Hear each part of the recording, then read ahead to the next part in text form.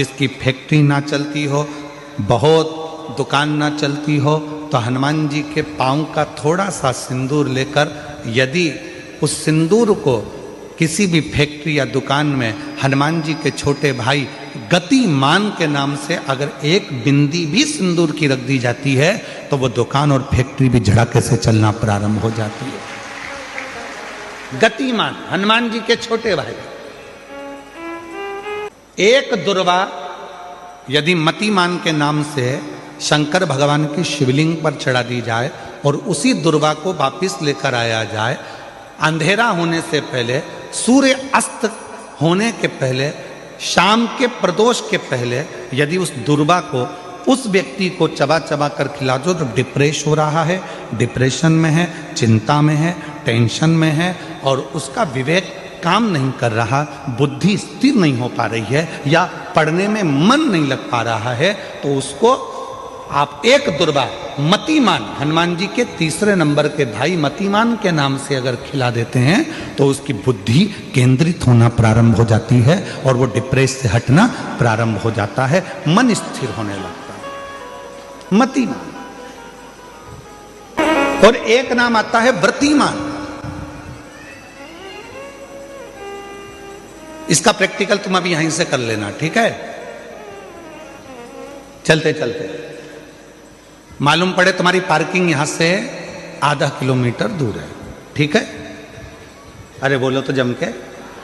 आधा किलोमीटर दूर तुम्हारी पार्किंग है और तुम्हारी उम्र लगभग बहुत हो गई, मालूम पड़े तुम थोड़े वृद्ध हो गए हो और तुम्हारा घुटना दुख रहा है, तुम्हारी कमर दुख रही है, चलते चलते बड़ी मुश्किल से तुम कथा स्थल तक पहुँचे हो। अब मन में आ रहा है कि मुझे वापस पार्किंग तक जाना है, कैसे जाऊंगी, पाँव तो दुख रहा है। तो एक काम आज चलते चलते करना कि कहीं सीवर वाला महाराज झूठ तो नहीं बोल रहा है, तो प्रैक्टिकल करके जाना। क्या करोगे? यहाँ से जाते समय आप जब जा रहे हो और आपके शरीर का कोई अंग जब दुख रहा है तो श्री शिवाय नमस्तुभ्यम कहकर श्री व्रतिमान हनुमान का स्मरण करो। किसका स्मरण करना है? जम के बोलो, व्रतिमान हनुमान। व्रतिमान हनुमान का स्मरण करके कहीं पर भी बैठकर अपने पांव की छोटी वाली जो उंगली है उसको जम के दबाना और दबाने के बाद चल देना। जिस जगह पर भी दर्द हो रहा होगा मेरा बाबा आपको मंजिल तक पहुंचाएगा, दर्द होने नहीं देगा। कल नहीं करना, प्रैक्टिकल आज ही करना। काल करे सो आज कर। हनुमान गतिमान, रतिमान, मतिमान, व्रतिमान, ऐसे हनुमान जी के कई भाई हुए, कई भाई हनुमान जी के हुए। शिव थोड़ा बहुत नहीं देते, मेरे भगवान देते हैं छप्पर फाड़ कर। रोज हनुमान चालीसा पढ़ते, रोज शिव चालीसा पढ़ते, रोज सरस्वती चालीसा पढ़ते, कोई लक्ष्मी चालीसा पढ़ता, कोई कृष्ण चालीसा पढ़ता, कोई गोवर्धन चालीसा पढ़ता। नित्य प्रति हम भगवान की चालीसा पढ़ रहे हैं, पर हमने ये सोचा, कभी विचार करा कि इस चालीसा का मतलब क्या होता है?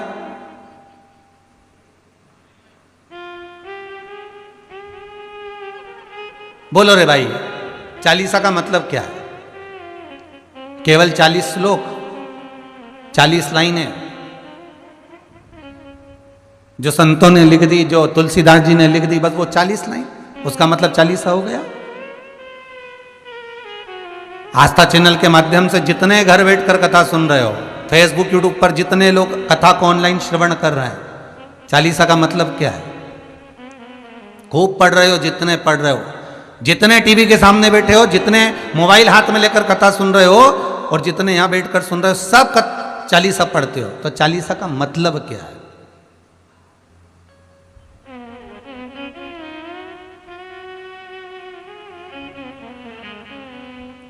सबसे पहली चालीसा किसने रची थी? महाराज। सबसे पहली चालीसा। अगर कोई प्रश्न कर ले आपसे, बीच कथाओं में कई बार हमने भी आपको कहा कि सबसे पहली चालीसा की रचना श्री तुलसीदास जी ने करी थी। एक घी का दिया, अगर हनुमान चालीसा पढ़ रहे हो तो या तो घी का दिया जलाओ, वो भी गाय के घी का हो, भैंस के घी का मत जलाना, हनुमान जी कभी प्रकट नहीं होंगे भैंस के घी से। घी का दिया लगाइए अगर चालीसा का पाठ कर रहे हो हनुमान जी का। और बहुत ज्यादा संकट है, बहुत ज्यादा परेशानी है, तो हनुमान चालीसा का पाठ करो तो तिल्ली के तेल का दिया लगाओ। काली तिल के तेल का दिया, तिल का तेल का दिया हनुमान जी के सामने आसन बिछाकर, बहुत तकलीफ है तो 3 पाठ प्रतिदिन करो और एक आसन से जितने समय 9 बजे अगर आप बैठते हो पाठ करने तो 9 बजे ही बैठना है। 11 दिन तक प्रतिदिन 3 पाठ रोज करो।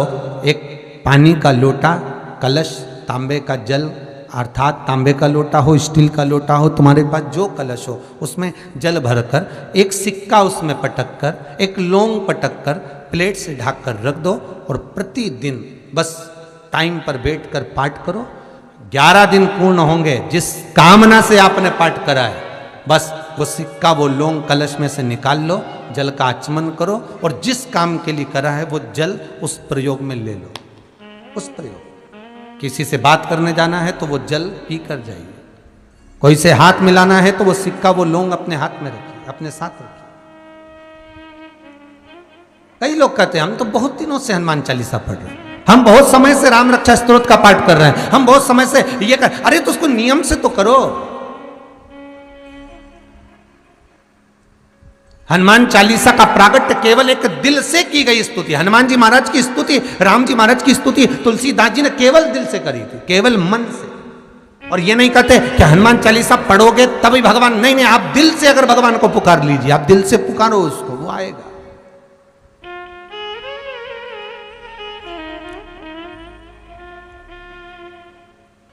वो प्राप्त होगा हमारा और मिलेगा, उसके मिलन में देरी नहीं हो सकती महाराज, उसके मिलने में कोई चूक नहीं हो सकती, बस मन से पुकारो।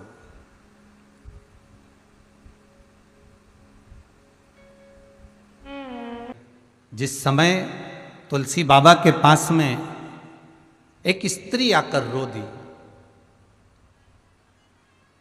नैनों से जल बह रहा है उस स्त्री के, और तुलसी बाबा भगवान की भक्ति में डूबे, राम नाम का स्मरण कर कर, रामचरितमानस का स्मरण कर कर गंगा के घाट से निकल कर जा रहे हैं, और वो स्त्री तुलसीदास जी के सम्मुख में आकर रुदन कर दी, तुलसीदास जी के सामने आकर रो दी, नैनों से अश्रु बह रहा है।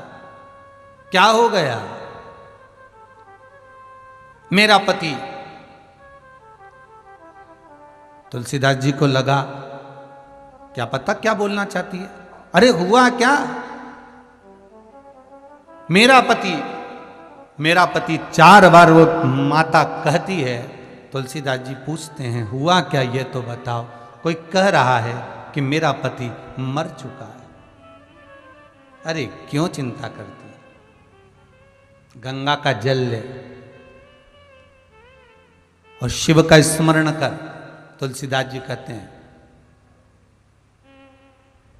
शंकर विश्वास रूपीणो, शिव विश्वास है, शिव का स्मरण कर, जा ये गंगा का जल लेकर तो शंकर जी का नाम लेकर तेरे पति पर छीट पिला।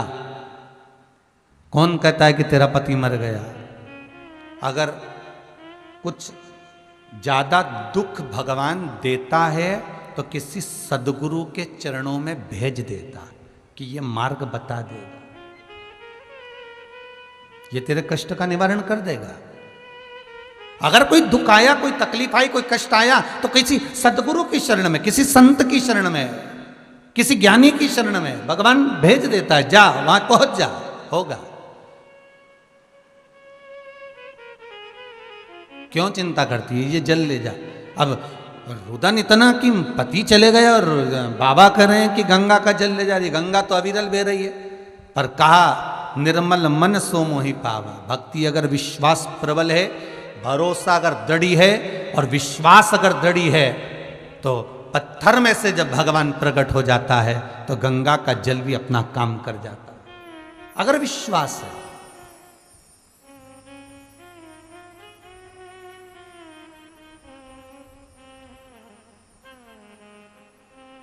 सुबह जबलपुर की एक माता जी आई थी, शायद चली गई, दिख नहीं रही हैं।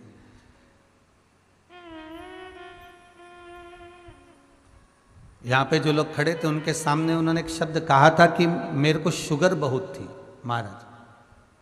कौन खड़ा था? आप खड़े थे बहन? खड़े थे आप? कहाँ से आए आप?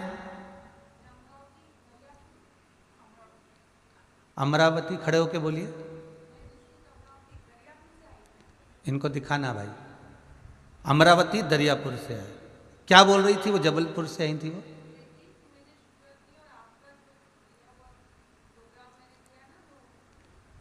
बेलपत्र वाला, तो शुगर उसकी आराम से हो गई बिल्कुल, अब ना ऊंची जाए ना नीची जाए। ये विश्वास है,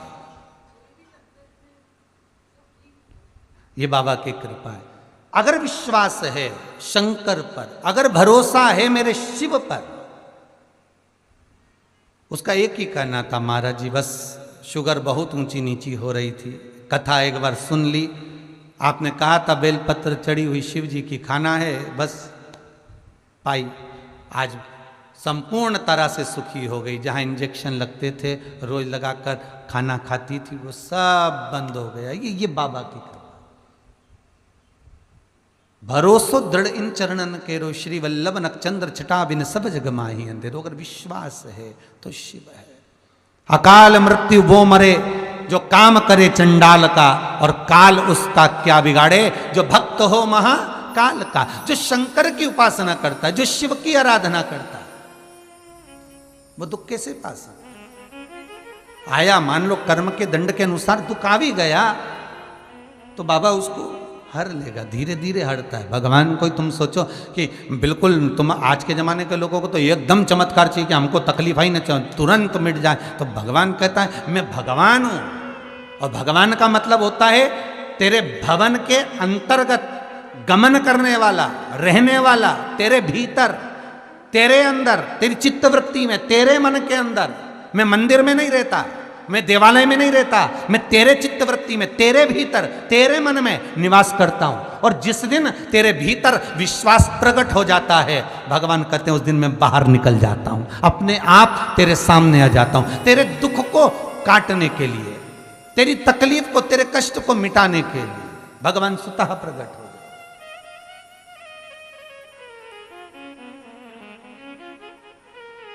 जब राम जी महाराज ने सेतु बनाने की विचार करा, कब करा?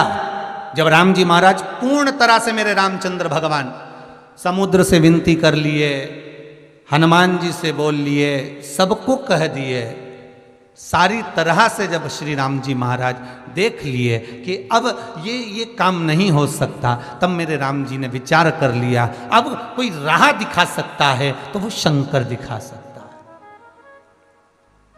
तो लंका में चढ़ाई करने से पहले, सेतु बांधने से पहले भगवान शंकर की स्थापना कर दी, शिवलिंग की प्राण प्रतिष्ठा कर दी, शंकर के शिवलिंग को विराजमान कर कर पूजन कर दी कि हे भोलेनाथ, अब मार्ग कोई नहीं बता सकता, आप बता सकते,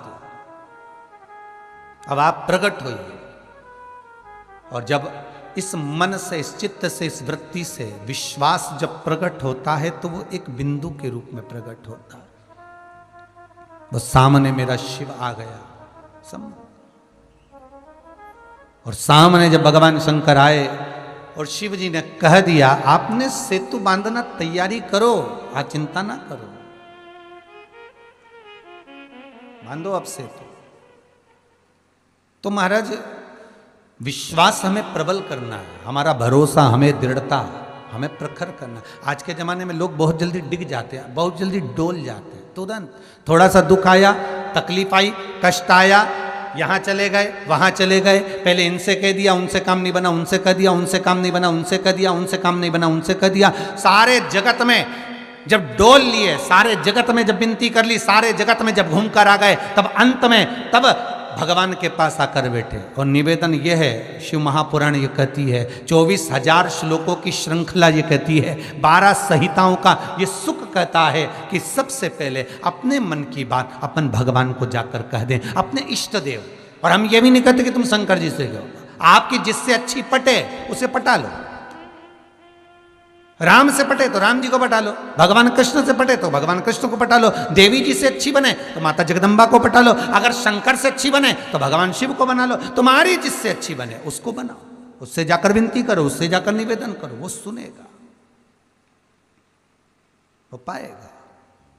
फिर वही बात है महाराज, बहुत ध्यान से सुनना, अगर घर में धन होगा तो चोरों की नजर, चोरों की दृष्टि अवश्य होगी, और सुंदरता होगी तो लुच्चों की दृष्टि अवश्य होगी, और यदि शंकर की भक्ति होगी तो भोलेनाथ की दृष्टि जरूर होगी।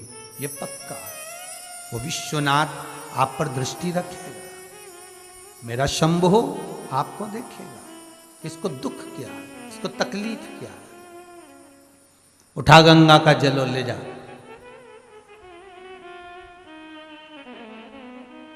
उठा गंगा का जल। स्त्री कहती है तुलसीदास जी के सामने, सबसे पहली चालीसा की रचना तुलसी बाबा करें, इधर देखिएगा कथा पर।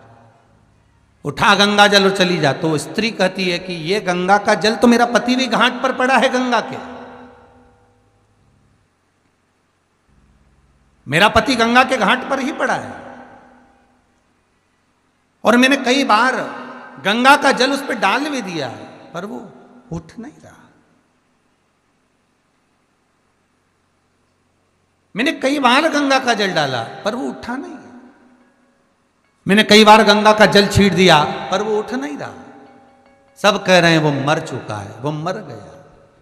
तुलसीदास जी बोले, अरे विनती को स्वीकार कर, तू गंगा का जल उठा और ले जा। तो यही तो गंगा बह रही है उस घाट से।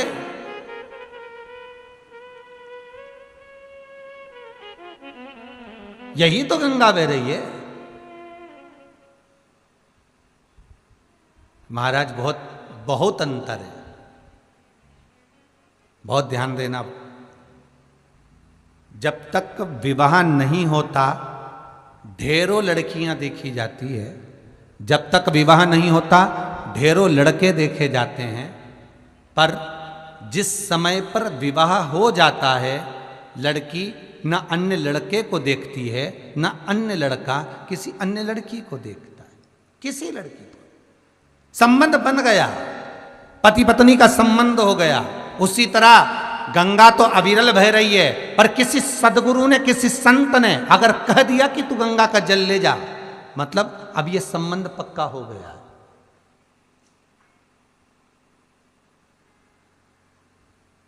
श्रीमद् भागवत में एक भजन आप हमेशा सुनते आए होंगे महाराज। सत्संग ने मेरी बात चलाई, सतगुरु ने मेरी कीनी रे सगाई। गुरु को बुला के मेरे फेर डलवा दो, और मुझे मेरे कान्हा की दुल्हन बना दो।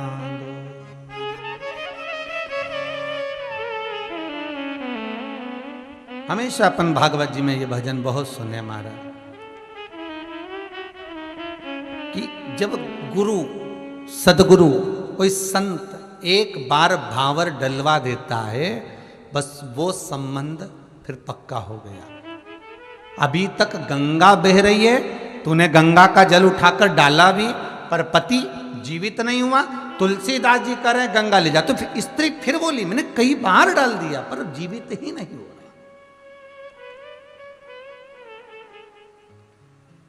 अच्छा किसी को कोई बता दे सियोर वाला महाराज ये बोला है और तुम ये उपाय कर लो, तो हम तो कब से दिया लगा रहे हैं परिंडे के पास, हम तो कब से मंदिर जा रहे हैं, हम तो शंकर जी के मंदिर कब से जा रहे हैं, पर अभी तक तो फायदा ही नहीं हुआ, हम तो कब से कर रहे हैं, और तुम तो अब बता रही हो हमने तो कितनी बार कर लिया। अब बताया ना, अब जा।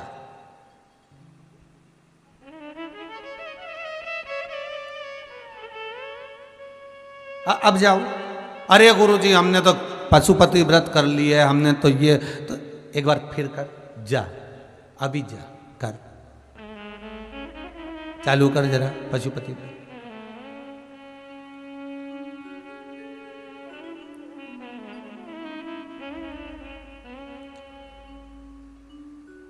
अब फिर बोली गुरुजी अभी नवरात्रे आ रहे हैं, तो यूँ बोली कि बीच में जब फोन आए कई लोग हमें नवरात्रे आने वाले, तो हम सोमवार का व्रत और नवरात्रे का व्रत एक साथ कर सकते हैं। हमने कहा बहुत बढ़िया।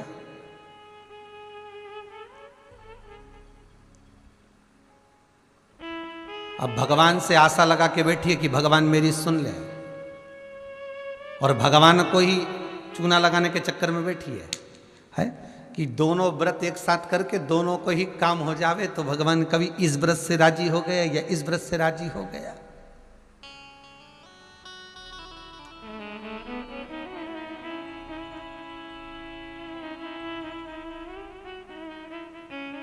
महाराज जाओ, ये गंगा जी का जल उठा लो और ले जाओ, पति पे छीट दो। विश्वास अभी भी नहीं जागा उसको, उस स्त्री का विश्वास देखिए अभी भी नहीं जागा। और विश्वास ना जागा तो फिर कह रही है, बाबा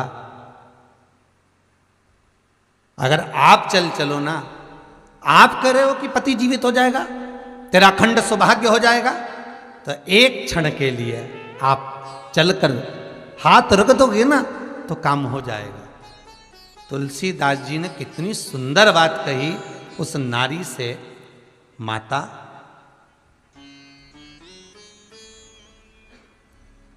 जब तुम गुरु के वचन पर विश्वास नहीं कर पा रहे हो, तो गुरु पहुंच भी गया तो क्या विश्वास रहेगा, क्या विश्वास। माता केवल आप ये जल ले जाओ और आप छीट दो, ले जाइए जल उठाकर। अब सोचा, अब ले जाती हूँ। और फिर भी कह रही है, गुरुदेव कुछ कृपा। गुरुजी के उठा लो, पानी का लोटा भर कर लेकर गई, पति पर छीटा, पति जीवित हो गया। पति तो जीवित हो गया, अकबर को सूचना मिल गई, और अकबर को सूचना मिली कि एक संत ऐसा है कि मरे हुए को भी जिंदा कर देता है। अकबर ने कहा बुलाओ उसको, हमारे राज्य में हमारे क्षेत्र में ऐसा संत कि मरे हुए को जिंदा कर दे, तो वो तो हमारे पास रहना चाहिए। मान लो हम कभी मर गए तो हमारी पत्नी उससे कह के हमें जिंदा तो करा देगी। बुलाओ जरा संत को। तुलसीदास जी आए अकबर के यहाँ। महाराज, अकबर ने कहा हमने तुम्हारा बहुत नाम सुन रखा है। जी महाराज, तुम मरे हुए को जिंदा कर देते हो। तुलसीदास जी बोले तो कोई हो सकता है क्या कि मरे हुए को जिंदा कर दे कोई? नहीं नहीं, घाट पे एक महिला आई और उसका पति मर चुका था और तुमने जिंदा कर दिया। अरे तुलसीदास जी कहे, महाराज ये तो व्यर्थ की बात है, वो तो बेचारी रोती हुई आई थी, मैं गंगा का स्नान कर कर आ रहा था, हाथ में गंगा जल था मेरे पास में, बाजू में रामचरितमानस थी, भगवान राम का नाम लेते हुए आ रहा था। अब उसको रोता हुआ देखकर मैंने कहा काहे को चिंता करती, तेरा पति जीवित हो जाएगा, बस इतना कहा और वो पानी लेकर चली गई और छीट दिया, जीवित हो गए। हो सकता है उसकी श्वास कहीं अड़ गई होगी और उसने पानी पिलाया और बच गई होगा। महाराज मेरा कोई भाव नहीं, पूरे नगर में बात हो रही है कि आप मरे हुए को जिंदा कर देते हो। प्रैक्टिकल करवा, एक मुर्दा लेके आ, मुर्दा रख दिया, तुलसीदास जी का इसको जीवित करो। तुलसीदास जी बोले ये तो कभी हो ही नहीं सकता, मरे हुए को कौन जिंदा करे? नहीं नहीं नहीं, जिंदा तो करना पड़ेगा, जीवित करो। अगर ये जिंदा नहीं हुआ तो तुम मरे। तुलसीदास जी के अच्छे फंसे दादा, बताओ।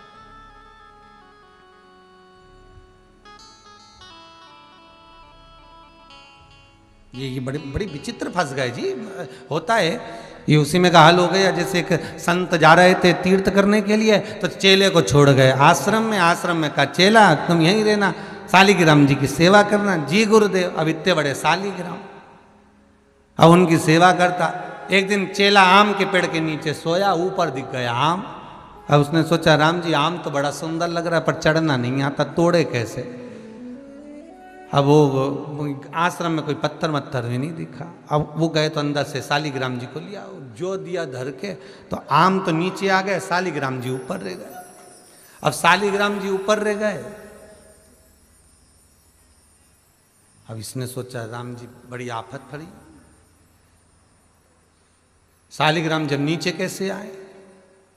तो आम तो खा लिया, शालिग्राम जी ऊपर। ये आराम से 2-3 दिन बाद संत आ गए गुरुजी। गुरुजी ने कहा क्यों छोरा?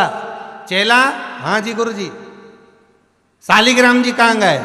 चेला बोला गुरुजी रोज चंदन घिसते थे, उनको लगाते थे, वो घिसा हुआ तो बचोगे। 24 घंटे तुमको दिए हैं, 24 घंटे के बाद तुम मरोगे। अब इतने में एक शिष्य ने, अकबर के द्वारपाल ने कह दिया चमत्कार क्या दिखाना है, तो कि इसको बंद कर दो। 24 घंटे में अगर ये तुलसीदास इस जेल से बाहर हो जाए तो समझ लो कि तुलसीदास भगत है, और नहीं तो ये ढोंगी है। कर दो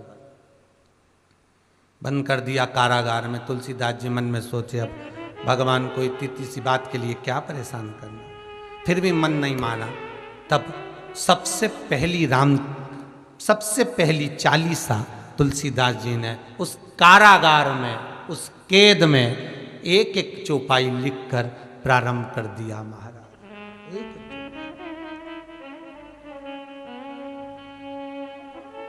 एक श्री गुरु चरण सरोज रज, निज मन मुकुर सुधार। एक एक लाइन तुलसीदास जी लिखते जाते हैं। जैसे जैसे 40 लाइन धीरे धीरे पूरी होती चली जाती है, अकबर के राज्य में बंदर बढ़ते चले जाते हैं। जहां 40 लाइन पूरी, बंदरों का आक्रमण भयंकर पूरी अकबर के राज्य को तहस नहस कर दिया।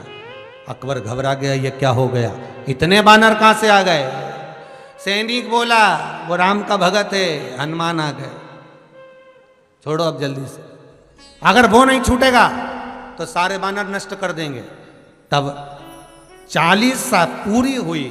पावन तनय संकट हरन मंगल मूर्ति रूप, राम लखन सीता सहित हृदय बसौ सुर भूप। भगवान की जब 40 पूर्ण करी, तुलसीदास जी को माला पहनाकर अकबर बाहर लेकर आया। अकबर जैसे ही लाया, तुलसीदास जी ने चारों तरफ देखा, देखते ही बानर गायब हो गए। बस वो 40 तुलसीदास जी ने जो रची, वो 40 नहीं थी। आप भी इतनी जिंदगी से पढ़ते आ रहे हो, 40 का मतलब क्या होता है, मन से की गई स्तुति, मन से पुकारा गया हो भगवान को, दिल से पुकारा गया हो भगवान को। केवल मतलब ये नहीं कि 40 लाइन होना चाहिए भगवान को पुकारने के लिए। आप बस निवेदन इतना है कि भले नेत्र नहीं हो, भले हस्त ना हो, भले चरण ना हो, भले चित्तवृत्ति, पर मन, ये दिल, ये वृत्ति, ये भगवान को दे दीजिए। आप दिल से एक बार भगवान शिव को पुकारो, तुम दिल से एक बार भगवान को बुला कर देखो, भगवान सम्मुख में खड़े मिल जाएंगे। बस उसे प्रकट करना है।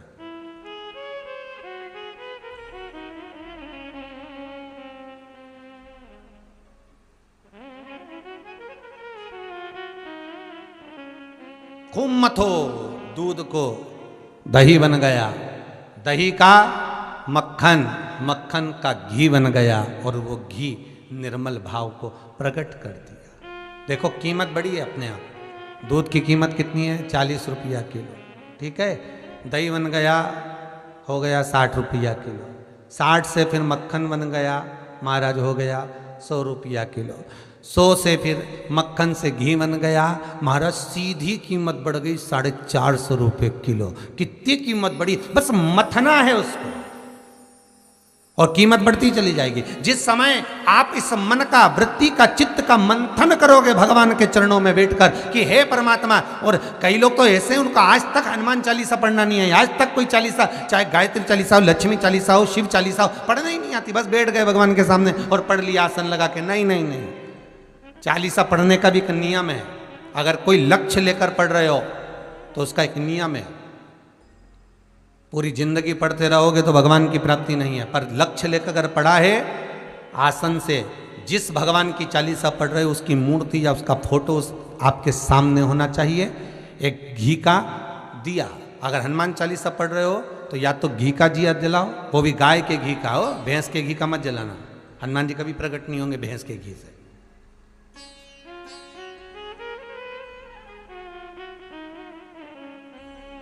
फिर वही वाली बात आ गई जो पहले कथा में कहा, अपने लिए अच्छा वाला घी छाट के लाना, अच्छी कंपनी का लाना।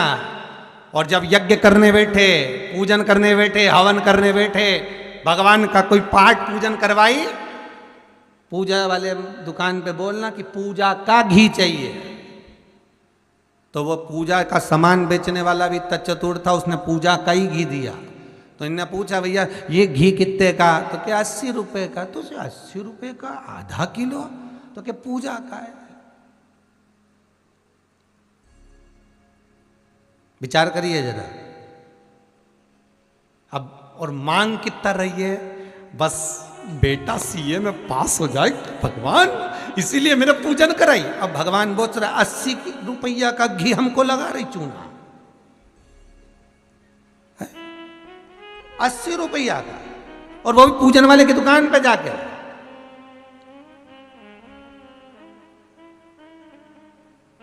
अरे हमारे सीहोर में घनी पूजा की दुकान है, हम अब कई परिचित हैं, उनके यहाँ चले जाते हैं। हमने पूछा क्यों रे तुम्हारे तो सारा अगरबत्ती रखी, धूप बत्ती रखी, दिया बत्ती रखी, सारी रखी, ये घी का पैकेट भी रखा है, उसमें नाम भी लिखा है, ये काय का घी असली है भगवान की पूजा। अरे गुरु जी कोई असली है, बस घी है उस पर लिखा है शुद्ध घी। तो मैंने कहा शुद्ध घी तो लिखा है, पर ये कितने का है, 65 रुपए का डब्बा है। हमने कितने किलो का, आधा किलो का। हमने कहा वाह, काय के लिए होता है क्या, लोग लेके जाते हैं हवन पूजन के लिए।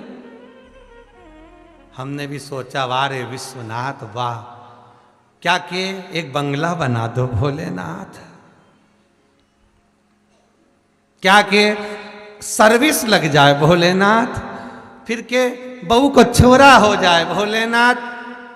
अब भोलेनाथ जी से पूछा ये देते क्यों नहीं, तो भगवान भी बोले बस वो पूजा वाली दुकान का 80 रुपए में काम चला रही है और ढेरों का मांग रही। अब बताओ, तुम सोचो कि भगवान क्यों प्रसन्न नहीं हो रहा। मेरा निवेदन केवल इतना सा है, तुम भगवान को लाखों का मत दो, करोड़ों का मत दो। भगवान कभी आकर नहीं बोलेगा कि मुझे करोड़ों का रुपया देना, भगवान कभी आकर नहीं बोलता कि मुझे लाखों का धन देना, भगवान कभी आकर नहीं कहता कि मुझे आभूषण देना, भगवान कभी आकर नहीं कहता कि मुझे वस्त्र देना। भगवान केवल एक बात कहता है कि तुम अपना दिल देना, अपना मन देना, चित्तवृत्ति देना। तुम अपना मन तो दो।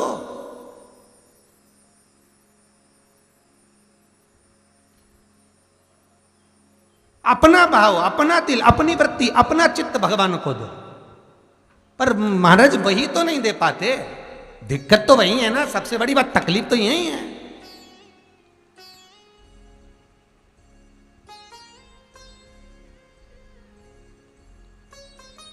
महाराज एक जमनादास जी थे, एक बार निकल के जा रहे थे, उनको बड़ा सुंदर डलिया में कमल का पुष्प दिखा। तो उन्होंने पूछ लिया कि ये पुष्प कमल का ये कितने का है। माली ने कहा महाराज जमनादास जी मात्र 2 रुपए का। ओहो, दे दीजिए। कहाँ ले जाना है? जमनादास जी बोले मैं श्रीनाथ जी जा रहा हूँ नाथ द्वारा, तो श्री जी बाबा को दूंगा। ये पुष्टि मार्ग के 252 वैष्णव की वार्ता जी में से एक वार्ता है। ये फूल मैं श्री जी बाबा को समर्पित करूंगा, गोवर्धन नाथ जी को ठाकुर जी को दूंगा। अच्छा अच्छा ठीक है। इतने में वहीं से उस नगर का एक राजा निकल कर जा रहा था, सेठ, जिसका नाम था यवनराज। यवनराज ने फूल देखा तो वेश्या के घर जा रहा था, उसने सोचा जाते जाते वेश्या के लिए फूल ले चलता हूं। कितने का है? तो जो फूल जमनादास जी ने ठाकुर जी के लिए खरीदा था, वही फूल यवनराज ने उस वेश्या के लिए खरीदना चाहा। ये फूल कितने का है? जमनादास जी बोले ये फूल तो हमने खरीद लिया। नहीं नहीं, कीमत कितनी है? फूल वाला बोला 4 रुपए। उसने दुगना कर दिया। दुगना होता है, आप भी प्रैक्टिकल करके देखना। बाजार में भिंडी खरीदने जाओ, गिलकी खरीदने जाओ, पैदल जाओगे तो 16 रुपये 20 रुपये किलो मिल जाएगी भिंडी हो। मोटरसाइकिल से जाओगे तो 25 रुपये किलो हो जाएगी हो, और 4 व्हीलर गाड़ी से जाओगे तो 30 रुपया किलो हो जाएगी। और प्रैक्टिकल करके देखना। और सीहोर वाला महाराज कहीं झूठ तो नहीं बोल रहा, जरा प्रैक्टिकल जरूर करना। जो चीज बड़ी दुकानों पर महंगी मिल रही है, वही चीज छोटी दुकानों पर जाकर खरीद कर देखना, वही कंपनी, वही चीज वहां मिलेगी सस्ती। पर दिक्कत इतनी सी है ना, अगर छोटी दुकान पे जाए तो फैशन कहां से हो? लगना भी तो चाहिए कि हम कोई चीज खरीद रहे हैं। दिक्कत तो वहां अड़ी पड़ी है।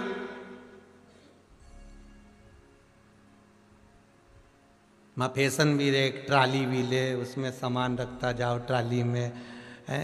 हमारे यहाँ तो सवेरे सवेरे ट्राली धके, इनके यहाँ तो रोज शॉपिंग मॉल में ट्राली धके, सब धर धुराए सो तो लेके फिर चले ना। महाराज माली ने कहा ये 4 रुपए का फूल है। यमनराज ने कहा ये फूल हमको दे दो। जमनादास जी का बोलते हैं ये फूल तो मैंने ठाकुर जी को दे दिया, ये फूल मैंने ठाकुर जी को दे दिया, अब ये फूल मैं आपको नहीं दे सकता, अब ये ठाकुर जी को दे दिया गया। अरे तो फूल तो यही है, कहां दे दिया तूने? बस मन से दे दिया, उसके लिए खरीदा, उसको हो गया। फूल वाले ने फूल वापस ले लिया जमनादास से। जब 4 रुपए में जा रहा है, 2 रुपए का फूल तो कौन ना देगा, दे दिया यमनराज को। यमनराज 4 रुपए देने लगा तो जमनादास जी ने कहा फूल की कीमत 8 रुपए में देता हूं, फूल मुझे दे। फूल जाएगा तब ये ठाकुर जी के चरणों में ही जाएगा। 2 रुपए का फूल 8 रुपए का हो गया। यमनराज बोला फूल की कीमत 16 रुपया, जमनादास बोले फूल की कीमत 32 रुपया। यमनराज बोले फूल की कीमत 64 रुपया। फूल बढ़ता गया, कीमत बढ़ती गई, 100, 200, 500। फूल की कीमत जमनादास श्रीनाथ जी को चढ़ाने के लिए 20,000 में लेने को तैयार हो गया। यमनराज ने फूल की कीमत 40,000 रुपए लगा दी और कहता है जमनादास सुन ले, तो नगर के सेठ से भिड़ रहा है, तेरी औकात क्या है? जमनादास जी बोले मेरी कोई औकात नहीं, मैं तो ठाकुर जी के चरणों का दास। भगत तो भगत होता है। फूल की कीमत अब क्या 80,000 रुपए लगाई। जमनादास अपनी बहन के घर गया। जी 2 मिनट मेरे साथ चल। हाँ बोल क्या हुआ जमन, तू चल तो सही। जमनादास जी ने कहा बहन मेरा मकान है, तो कितने में खरीद सकती है? हो पैसे की जरूरत है? हाँ तू बोल कितना चाहिए? 1 लाख रुपया दे देगी? और ले। फूल की कीमत 1 लाख रुपए जमनादास ने लगा दिए। यमनराज ने सोचा फूल की कीमत 2 लाख रुपए लगाऊंगा, 2 लाख में तो 10 वेश्या घर में ले आऊंगा। अगर एक वेश्या को 2 लाख का फूल दूंगा तो 10 वेश्या घर में आ जाएगी। काहे को फूल की कीमत बढ़ाऊं? फूल छोड़ दिया। जमनादास ने मकान बेचकर फूल ले जाकर श्रीनाथ जी के चरणों में जैसे ही रखा, श्री जी बाबा के मस्तक का मुकुट नीचे गिर गया। तो जमनादास जी ने पूछा ठाकुर आपको क्या फूल पसंद नहीं आया? श्री जी बाबा बोले नहीं जमनादास, फूल तो पसंद आया, पर इस फूल के आगे ये हीरे का मुकुट हल्का लग रहा था, इसलिए फेंक दिया इस फूल के आगे। और यदि आपके घर में जितने लोग कथा सुन रहे हैं, आपके घर में अगर श्रीनाथ जी का फोटो हो, श्रीनाथ जी की मूर्ति हो, श्रीनाथ जी का चित्र हो, तो वो चित्र का दर्शन करना। जो जमनादास ने फूल ठाकुर जी के चरणों में चढ़ाया था, वो फूल आज भी श्रीनाथ जी के हस्त कमल पर नजर आता है। आज भी श्रीनाथ जी का जो हाथ ऊपर है उस पर एक फूल लगा हुआ नजर आएगा आपको। आपके घर में फोटो हो, मोबाइल में फोटो हो श्रीनाथ जी का, तो दर्शन करना, वो फूल हाथ में दिखेगा। क्योंकि जमनादास जी का वो फूल ठाकुर जी ने कभी नहीं त्यागा, क्योंकि जो दिल से दिया था। यहां धन की कीमत नहीं है, यहां भाव की कीमत होना चाहिए, निर्मलता की कीमत होना चाहिए, सुखवृत्ति की कीमत होना चाहिए।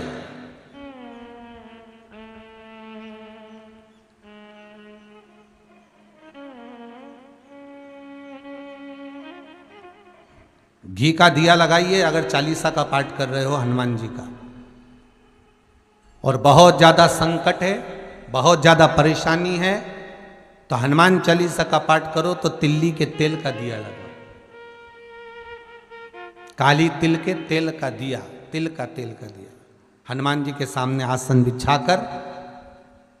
बहुत तकलीफ है तो 3 पाठ प्रतिदिन करो, और एक आसन से जितने समय 9 बजे अगर आप बैठते हो पाठ करने, तो 9 बजे ही बैठना है।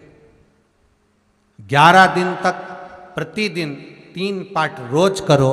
एक पानी का लोटा, कलश, तांबे का जल, अर्थात तांबे का लोटा हो, स्टील का लोटा हो, तुम्हारे पास जो कलश हो उसमें जल भरकर, एक सिक्का उसमें पटक कर, एक लौंग पटक कर प्लेट से ढक कर रख दो और प्रतिदिन बस टाइम पर बैठकर पाठ करो। 11 दिन पूर्ण होंगे, जिस कामना से आपने पाठ करा है बस वो सिक्का, वो लौंग कलश में से निकाल लो, जल का आचमन करो और जिस काम के लिए करा है वो जल उस प्रयोग में ले लो। उस प्रयोग, किसी से बात करने जाना है तो वो जल पी कर जाइए, कोई से हाथ मिलाना है तो वो सिक्का, वो लौंग अपने हाथ में रखिए, अपने साथ रखिए। कई लोग कहते हैं हम तो बहुत दिनों से हनुमान चालीसा पढ़ रहे हैं, हम बहुत समय से राम रक्षा स्तोत्र का पाठ कर रहे हैं, हम बहुत समय से ये कर, अरे तो उसको नियम से तो करो। हनुमान चालीसा का प्रागट्य केवल एक दिल से की गई स्तुति, हनुमान जी महाराज की स्तुति, राम जी महाराज की स्तुति तुलसीदास जी ने केवल दिल से करी थी, केवल मन से। और ये नहीं कहते कि हनुमान चालीसा पढ़ोगे तभी भगवान, नहीं नहीं, आप दिल से अगर भगवान को पुकार लीजिए, आप दिल से पुकारो उसको, वो आएगा।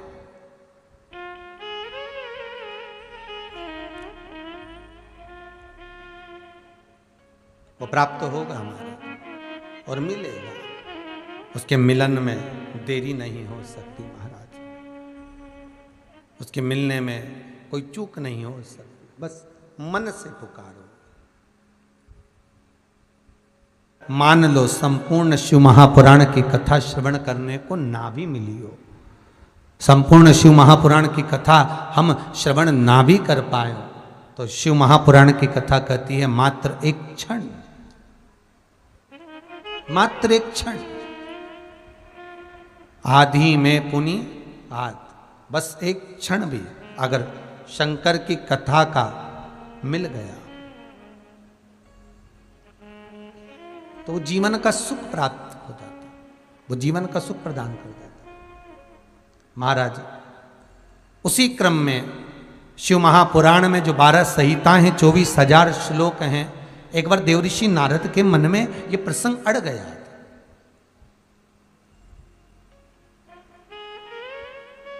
और देवऋषि नारद के मन में ये प्रसंग अड़ा तो एक बार उन्होंने सनकादि ऋषियों से भी ये प्रश्न किया था, महाराज हमारे मन का एक संशय है। क्या संशय? कि मृत्यु लोक में मनुष्य जन्म लेता है तो उसके जन्म लेना और जन्म लेने के बाद उसका प्राण त्यागना ये किस क्रम में आता है? महाराज सनकादि बाबाओं ने उसको देवऋषि नारद को बहुत सुंदर समझाया। ए देवऋषि नारद, मृत्यु लोक में जो मनुष्य जन्म लेता है वो जन्म उसके पूर्व के किए हुए कर्म के अनुसार होता है, पूर्व में किए हुए कर्म के अनुसार। अगर आज कई व्यक्तियों का आपने देखा होगा, चौराहे पर 3 बच्ची चौराहे हो, चाहे अन्य चौराहे हो, रोड के किनारे लोग कोई भिक्षा मांगते हुए दिखते हैं, भीख मांगते हुए दिखते हैं। तो कई बार अपने के मन में ये प्रसंग तो आता होगा कि भगवान ने इनको कैसा पैदा करा, भगवान ने इनको कैसे जन्म दे दिया। तो कोई कभी विष्णु पुराण को स्मरण करो। विष्णु पुराण में स्पष्ट कहा गया, लक्ष्मी जी भगवान नारायण से पूछती हैं, हे नारायण कृपा करिए मुझे एक प्रश्न का उत्तर दीजिए, संसार में मैंने सबको लक्ष्मी प्रदान करी तो ये भिक्षुक कैसे हो गया?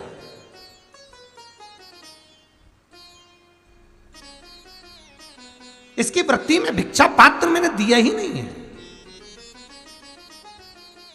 लक्ष्मी जी कहती हैं जब मैं सबको धनपति बना दी, सबके पात्र में मैंने लक्ष्मी दी है, सबके भाग्य में मैंने लक्ष्मी दी है, तो ये भिखारी कैसे बन गया, ये भिक्षुक कैसे बन गया? भगवान नारायण कहते हैं, हे लक्ष्मी सुनो, एक ख्याति की पुत्री लक्ष्मी, बड़े ध्यान से सुनो, तुमने इनके भाग्य में लक्ष्मी तो दे दी पर इनकी जो भिक्षावृत्ति है ये इनके कर्म से मिली है। देखो लक्ष्मी सेठ को भी मिल रही है तो लक्ष्मी भिखारी को भी मिल रही है। मिल रही कि नहीं मिल रही? लक्ष्मी तो सभी के भाग्य में, पर ये मांग क्यों रहा है? ये पात्र लेकर ये जगत में डोल क्यों रहा है? किसी किसी के दरवाजे पर जाकर ये आवाज क्यों लगा रहा है कि भिक्षाम देही? किसी के दरवाजे पर आवाज क्यों लगा रहा है कि भैया 2 रुपया दे दो, 5 रुपया दे दो, 1 रुपया दे दो? क्यों क्यों? कारण क्या है? भगवान कहते हैं लक्ष्मी तूने तो सबके भाग्य में लक्ष्मी लिखी, तूने तो देने में कमी ना रखी। अगर कोई सेठ है तो उसके भाग्य में भी लक्ष्मी है, और कोई भिखारी है तो उसके भाग्य में भी लक्ष्मी है। तूने देने में कमी नहीं रखी है। पर ये जो भिक्षा मांग रहा है, ये जो कटोरा हाथ में लेकर जगत के सामने फैला रहा है, ये इसके कर्म से फैला रहा है। तो कर्म से कैसे? भगवान बोले लक्ष्मी सुन, तूने तो बहुत दिया, लक्ष्मी इसके भाग्य में भी आई, पर बात इतनी सी है लक्ष्मी कि इसका जो पूर्व का किया हुआ कर्म है, पूर्व का किया हुआ कर्म है, कोई लेके आया तिजोरी में रखता गया, कोई लेकर आया अलमारी में रखता गया। अर्थात इसने न दान करा, न पुण्य करा, न सत्कर्म करा, ना किसी गरीबड़े को भोजन कराया, ना एक गिलास पानी पिलाया। बस कारण वही रहा, लक्ष्मी तो इसके भाग्य में रही, पर इसके हाथ में कटोरा आ गया कि भिक्षुक के रूप में, भिखारी के रूप में तू जगत में डोलता फिरे, जगत में घूमता फिरे। ये जितने भिखारी नजर आते हैं, ये कोई साधारण नहीं है, पूर्व समय के करोड़पति हैं। बस अंतर इतना है, भगवान विष्णु ने बनाना था इनको वापिस करोड़पति, तो जो आगे का था कबूतर वाला,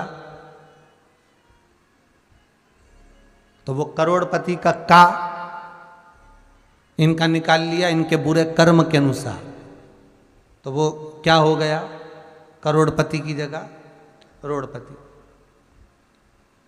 बस वही कर्म का भोग है भोग। शिव पुराण कह रही है, भगवान शंकर की कथा कर रही है, 24,000 श्लोकों का ये आनंद सुख कर रहा है कि भगवान शंकर का जो पावन चरित्र कर रहा है कि शिव के अनुकूल, शंकर को भजने के लिए, पाने के लिए कुछ देना नहीं है, शंकर को पाने के लिए केवल चित्त वृत्ति को निर्मल रखना। शास्त्र कहा एक सुंदर महत्तम आया, देवराज नाम का एक ब्राह्मण था, और वह देवराज, हे ब्राह्मण,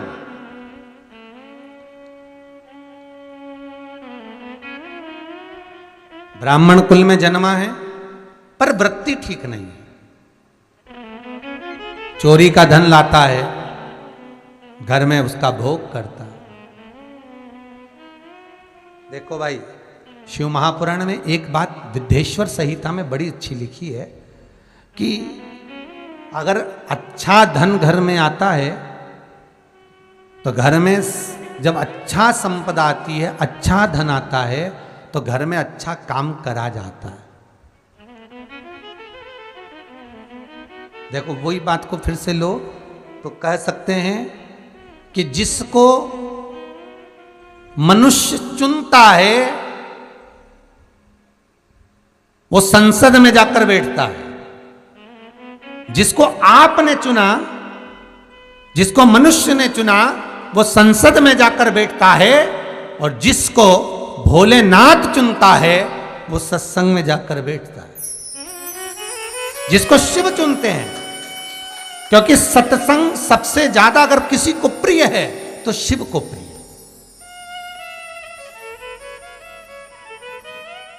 शंकर को सबसे ज्यादा सत्संग प्रिय, इसलिए राम जी महाराज जब गए, हनुमत चरित्र कहता, राम जी महाराज जब जाने लगे तो उन्होंने हनुमान जी से कहा कि तुम क्या चाहते हो। हनुमान जी बोले मेरे को जाना है, क्योंकि जहां राम वहां हनुमान। हनुमान जी जब कहने लगे कि मेरे को जाना है, तो राम जी महाराज बोले नहीं नहीं हनुमान, तुझे सबसे ज्यादा प्रिय क्या है? तो कह राम।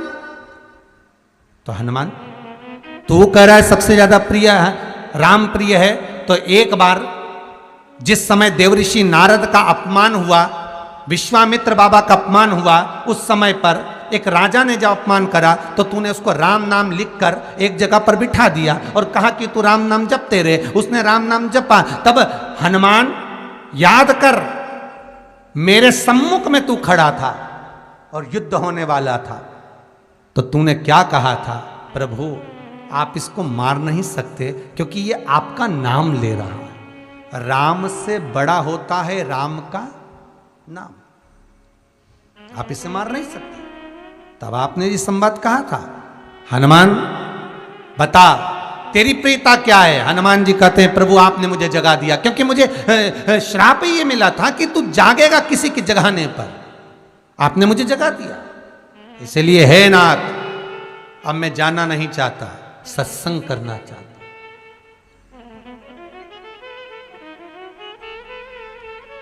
श्री राम जी का चरित्र है।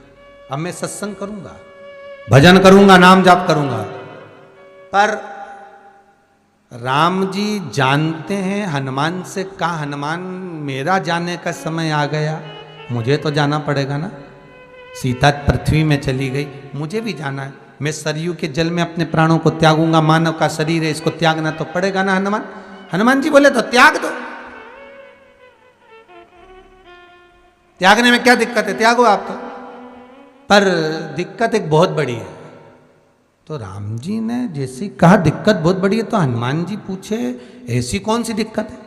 हनुमान जी के शब्द सुने तो राम जी बोले, जब जिस समय पर तुम सूर्य को निगल गए थे, इंद्र को क्रोध आया था और इंद्र ने तुम पर वज्र का जब प्रहार करा था, जब वज्र का प्रहार इंद्र ने करा तब तुम्हारा नाम हनुमान हुआ। तब सारे देवी देवताओं ने तुम्हें वर प्रदान करा। उस जगह पर यमराज भी खड़ा था, तो यमराज ने तुम्हें वर दिया था कि जहां हनुमान होगा वहां यमराज नहीं होगा। अब दिक्कत यह है कि मुझे प्राण त्यागना है और तू मुझे 1 मिनट के लिए नहीं छोड़े, तो यमराज आएगा कैसे? दिक्कत वहां अड़ी पड़ी है।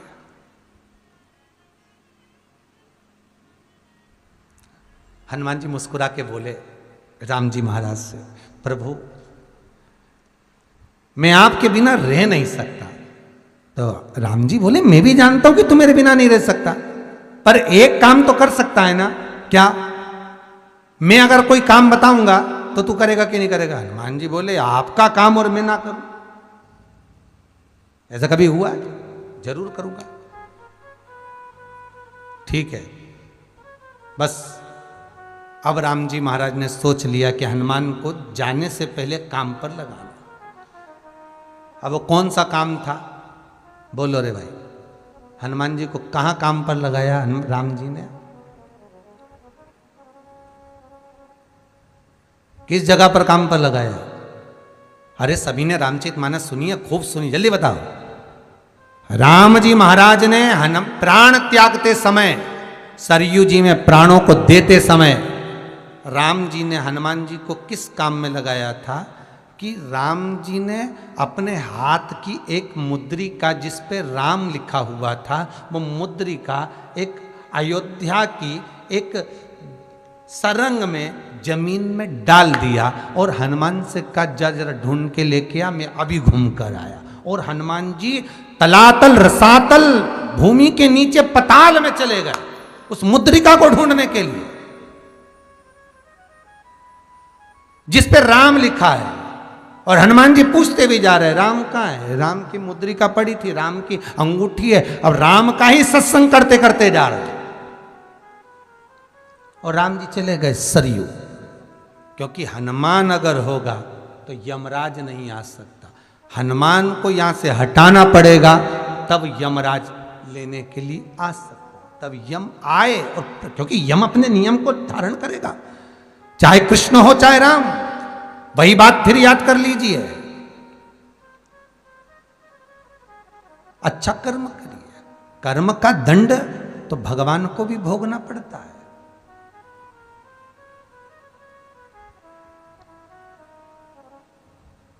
मत बुरे कर्म कर बंदे वरना पछताएगा, भगवान की आंखों से तू बच नहीं पाएगा, तू बच नहीं पाएगा, भोगना तो पड़ेगा। फिर वही बात है, भगवान से नहीं डरना, मत डरो।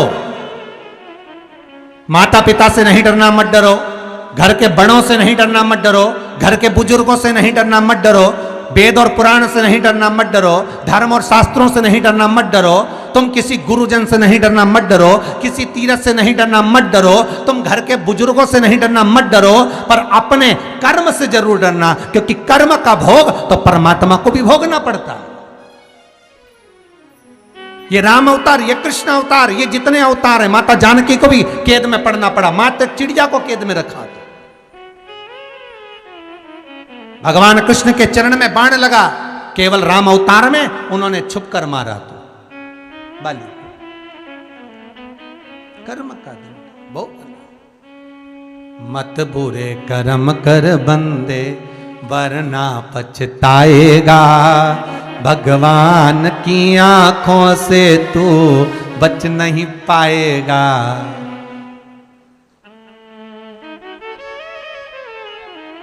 इस शरीर के अंदर एक सिम फिट करके भेजी है, शरीर के अंदर।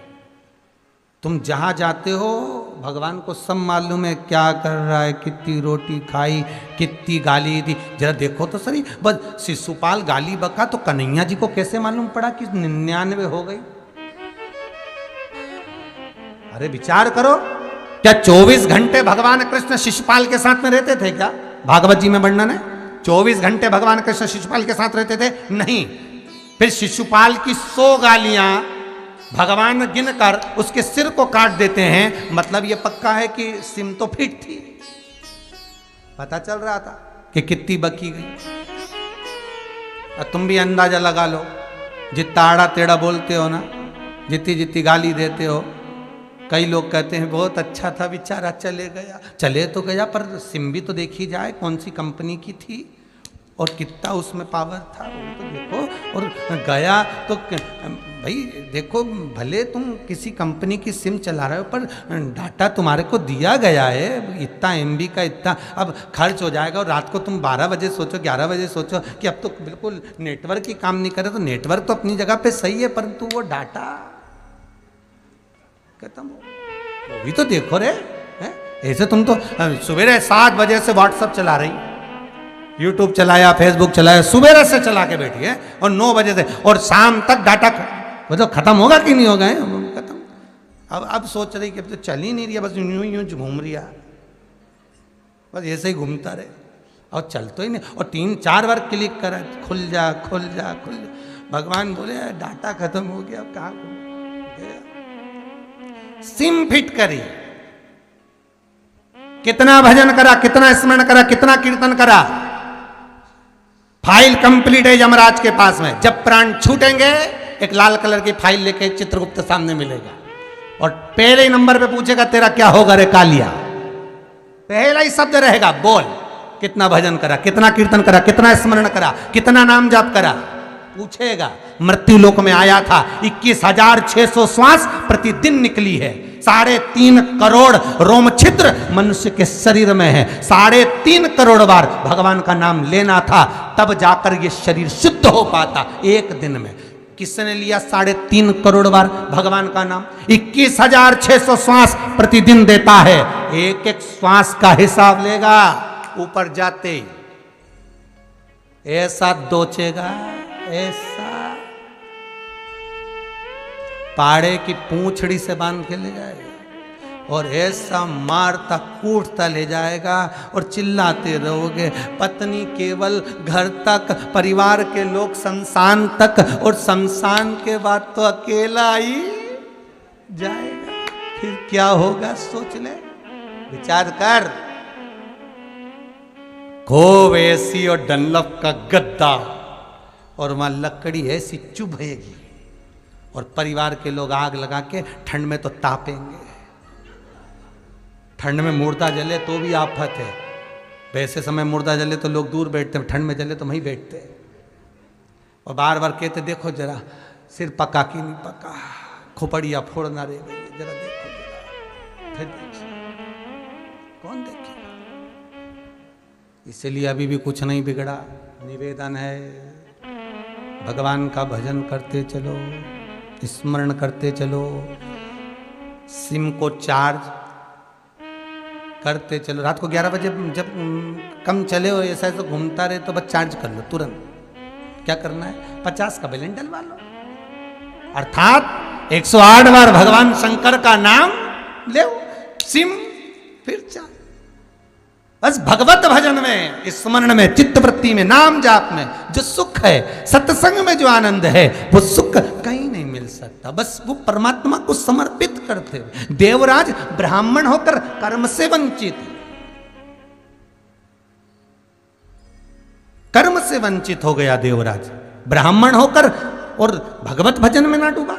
चोरी का धन लाता और भोग करता, कितने दिन भोग करेगा। कई लोगों को कहीं सोने की चेन मिल गई पड़ी हुई, किसी ने खींच ली, कोई किसी का पैसा खा गया, कोई किसी का धन खा गया, किसी ने किसी का मोबाइल छुपा लिया, किसी ने किसी का बैग चुरा लिया। कितने दिन तक सुख भोगोगे वो मोबाइल का, कितने दिन तक सुख भोगोगे वो चेन का, कितने दिन तक सुख भोगोगे वो बैग का, कितने दिन तक। इससे तो आगे भजन ही है साथी, फिर क्या होगा, बस पड़ा रह गया।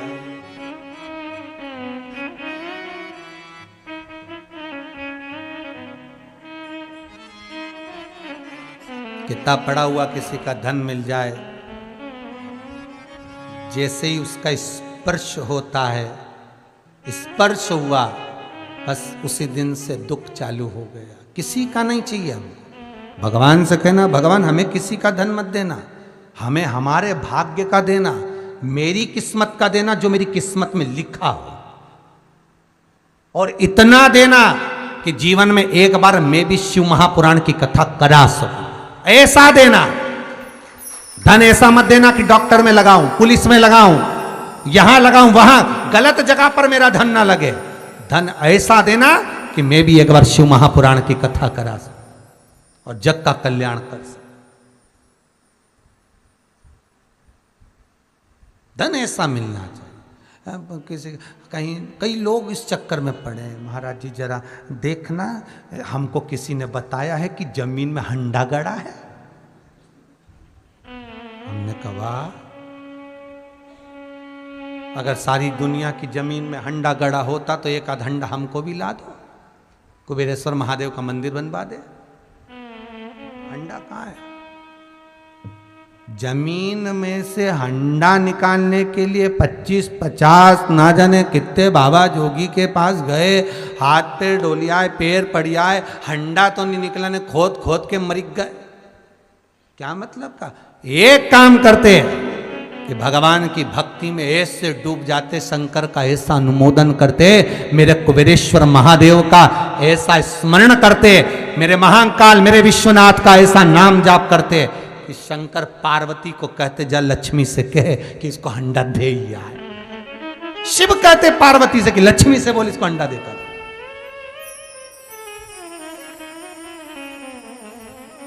वो काम का है।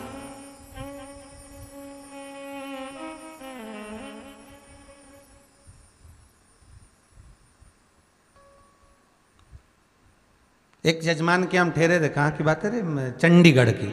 अब चंडीगढ़ की बात, जजमान के हम ठहर गए। अब जजमान के ठहरे तो वो सुबह से जजमान के जो लड़का और बहू, वो सुबह से केवल राशि देखे वो अखबार में, मेरी कन्या राशि, मेरी कुंभ राशि। अब रोज पढ़े, अब उसमें लिखा था आज राजसी योग है। इतने खुश हुए कि उन्होंने आज राजभोग खिलाया। अच्छा बढ़िया रसगुल्ला ला के, हमने पूछा रसगुल्ला क्यों? गुरु जी राशि में लिखा है राशि योग है, राजसी योग। और मालूम पड़े दोनों जनी कहीं जा रहे थे मोटरसाइकिल से, और मोटरसाइकिल से जाते जाते सामने से एक स्कूटर आ रहा था, उससे भड़क गए, और भड़क गए तो हॉस्पिटल में पड़े। अब हमने जजमान से कहा चलो मिल यहाँ राजसी योग है, देख लो। अब हम पहुंचे, हमने कहा क्यों रे रामू, और बेटा सारी का तू? गुरुजी पत्रिका अखबार में तो लिखा था राजसी योग। हमने कहा बस राजसी योग यही है कि पलंग पे पड़े रहो, डॉक्टर तुम्हें मुंह में गोली दवाई खिलाए, ये भी तो राजसी योग ही है। पड़े रहो, देखते रहो, कोई आएगा तो दवाई दे देगा, कोई आएगा तो रोटी खिला जाएगा। पड़े रहो, और आसपास में सारे चेले तुम्हारे घूम ही रहे, सारी प्रजा।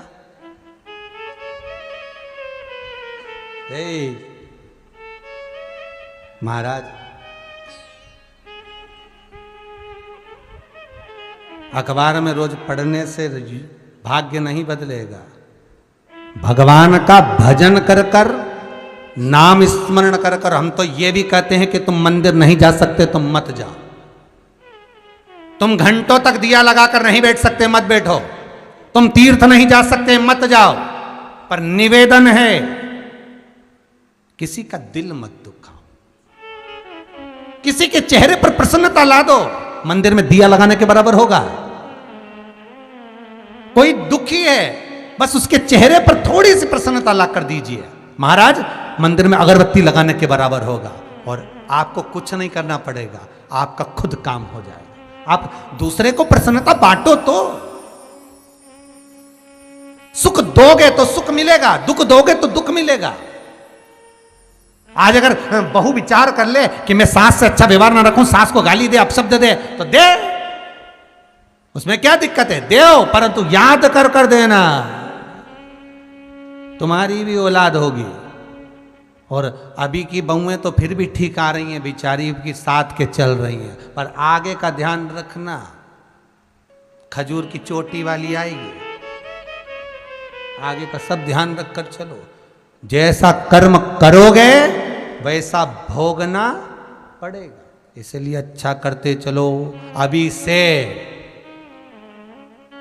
रात को वो गश्ती वाले चिल्लाते हैं, जागते रहो।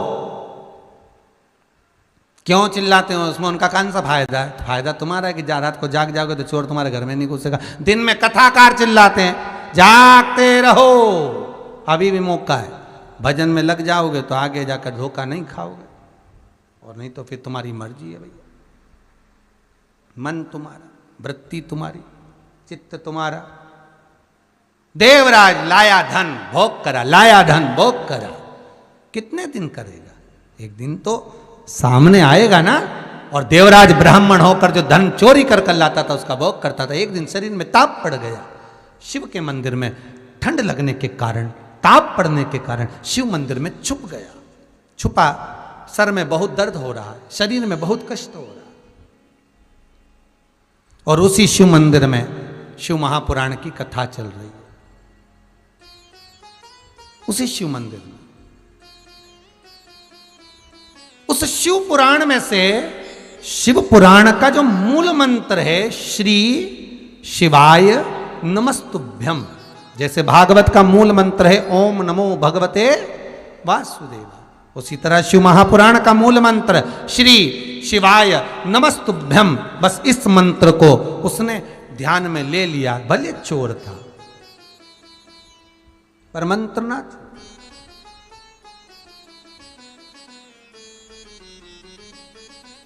शरीर में तपन हो रही है, सिर दर्द बहुत है। बीच बीच में महाराज चिल्ला रहे हैं, हर हर महादेव। जैसे ही महादेव बोले इसको और कष्ट हो, कितना सिर दर्द हो रहा है, ऊपर से महाराज चिल्लाए जा रहे। अब कुछ ही समय बाद ये ठंड की तपन से रहा नहीं गया, बाहर निकला। निकलते ही मंदिर से कुछ ही दूर गया था और प्राण इसके छूट गए, अंतिम श्वास दे। मनुष्य का जब जन्म होता है, गरुण पुराण कहती है, स्कंद पुराण कहती है, भविष्य पुराण कहती है, नर्मदा पुराण कहती है, पद्म पुराण कहती है। बच्चा जब जन्म लेता है और मां के गर्भ से जन्म लेने के बाद उसकी जो नाल कटती है, उस कटने के समय पर उसके मरने की तारीख, तिथि, दिन, समय, पल, घड़ी निश्चित कर दी जाती है कि कब मरेगा और कहां मरेगा, किस जगह पर मरेगा, वो निश्चित हो गया। अब सिर पे केवल एक कुल्हाड़ी लटकी हुई है। तुम कहीं पे भी जाओगे सिर पे वो तलवार लटकी रहती है, कभी भी प्राण छूट सकते हैं। भले वो तलवार नहीं दिखे पर प्राण तो कहीं पे। कई लोग ऐसे हुए, एक हमारे वो जजमान कहाँ सोनकच रहते थे, उनके बहू बेटा गए कहाँ गाडरवाड़ा, शादी में जा रहे थे। अब गाड़ियाँ लॉकडाउन के टाइम पे मिली नहीं, तो वो ट्रक के अंदर बैठ के गए, और ट्रक के अंदर बैठ के गए, ट्रक ही पलट गया। बेटा, बहू, बच्चे सब समाप्त। कहां लिखी थी, कहां से कहां जाकर कहां प्राणों को त्यागना था, वहां तक मृत्यु लेकर जाती है। दिन, घड़ी, पल, समय, स्थान निश्चित है कि कहां प्राण छूटेंगे। भले 7 तालों में बंद हो जाओ, राजा परीक्षित का चरित्र कहता है, जन्मेजय ने कांच का महल बनवाया था, तो वो तक्षक नाग कहां से जाता? परीक्षित को भूख लगी, खबर करवाई भूख लग रही है, तो कहा खाने का सामान मत लेकर जाओ, हो सकता है फल फूल में मिठाई में कुछ चला जाए, कोई जहर मिलाकर ले जाए। नहीं, तो अनार बुलवाया, अनार का रस निकलवाया, कपड़े में छनवाया, छान कर गिलास में भरवाया। जिस गिलास में वो अनार का जूस जा रहा था, रस जा रहा था, उस गिलास के नीचे पेंदी थी, उस पेंदी में तक्षक नाग चिपक कर चला गया। मृत्यु निश्चित है, वो आना है, उसे कोई नहीं टाल सकता। जन्म, मरण और परण, ये तीन निश्चित है मेरे शंकर के हाथ में। डॉक्टर ने कहा 3 महीने बाद डिलीवरी हो जाएगी, ये तारीख को ये समय पे होगी। डॉक्टर ने कहा बस 8 दिन बाद डिलीवरी, और मालूम पड़े जापा होना था 4 तारीख का, 10 तारीख आ गई। डॉक्टर को 3-4 बार तो दिखाया ही, देखना डॉक्टर साहब अभी 4 तारीख बोली थी, और डॉक्टर के अभी 2-4 दिन के 12 तारीख हो, 15 हो गई। क्यों? क्योंकि वहां से नहीं छूटी है। जन्म भगवान के हाथ, मरण भगवान के हाथ। डॉक्टरों ने कह दिया अंतिम सांसें चल रही, घर ले जाओ, घर ले गए, मालूम पड़े 1-1.5 साल तक तो अम्मा पलंग पे निकाल दी, लो।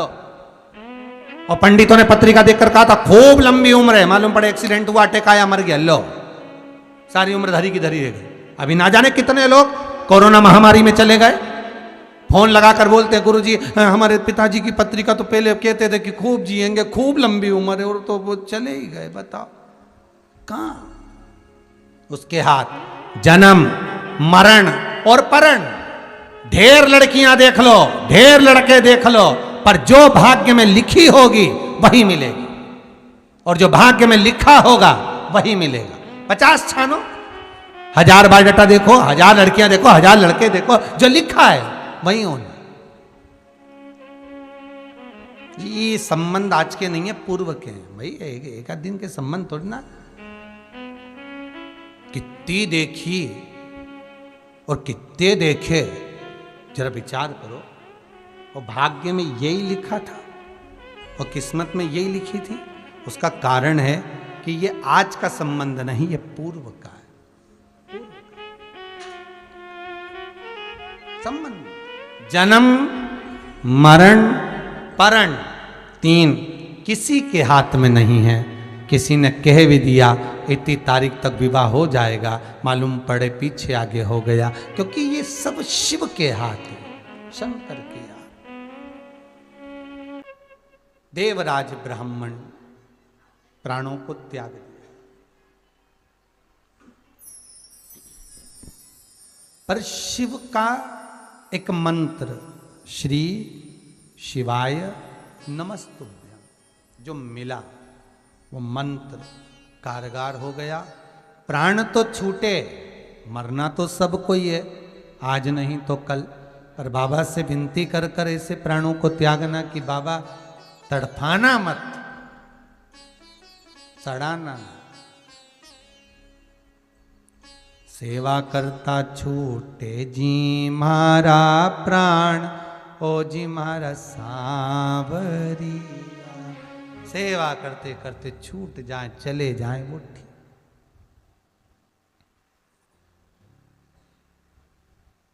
बहुत है, बस प्राण तो छूटे, पर भगवान का नाम लेते लेते शिव महापुराण जो सुनी थी उसका रसतत्व जो गया है शरीर में।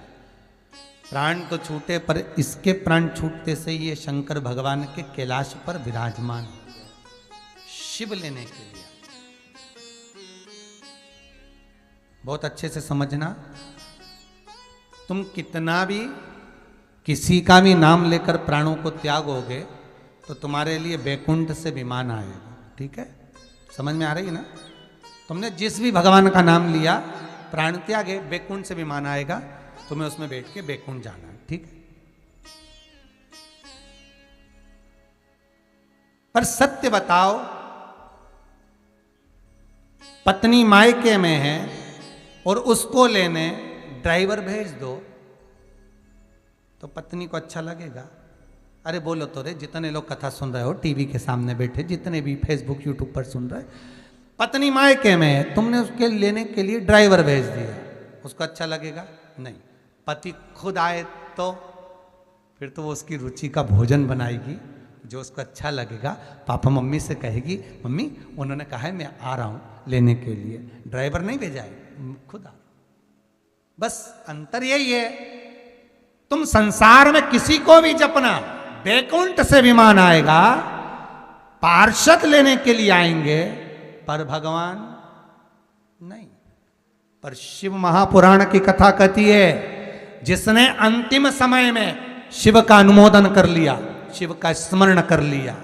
शंकर जी के पास तो गण है, शंकर जी, और गण भी तुम्हें मालूम है कैसे हैं, कोई 3 आंख का, कोई 4 आंख का, किसी का हाथ नहीं, किसी का मुंह नहीं।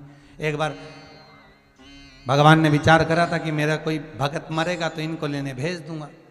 अब एक भगत को मरने में देरी थी, तो शंकर भगवान ने कहा जाओ वहां जाके खड़े हो जाओ और उसको लेकर आना, वो मेरा बहुत अच्छा भगत है, खूब शंकर जी का पूजन करता है, उसको लेके आना।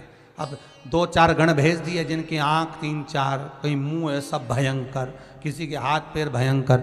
अब वो जाके जैसे ही उसके पास खड़े हुए, उसको मरने का टाइम था 4 बजे का, यमराज बेचारा 4 बजे के हिसाब से आता, 3:45 पे मर गया,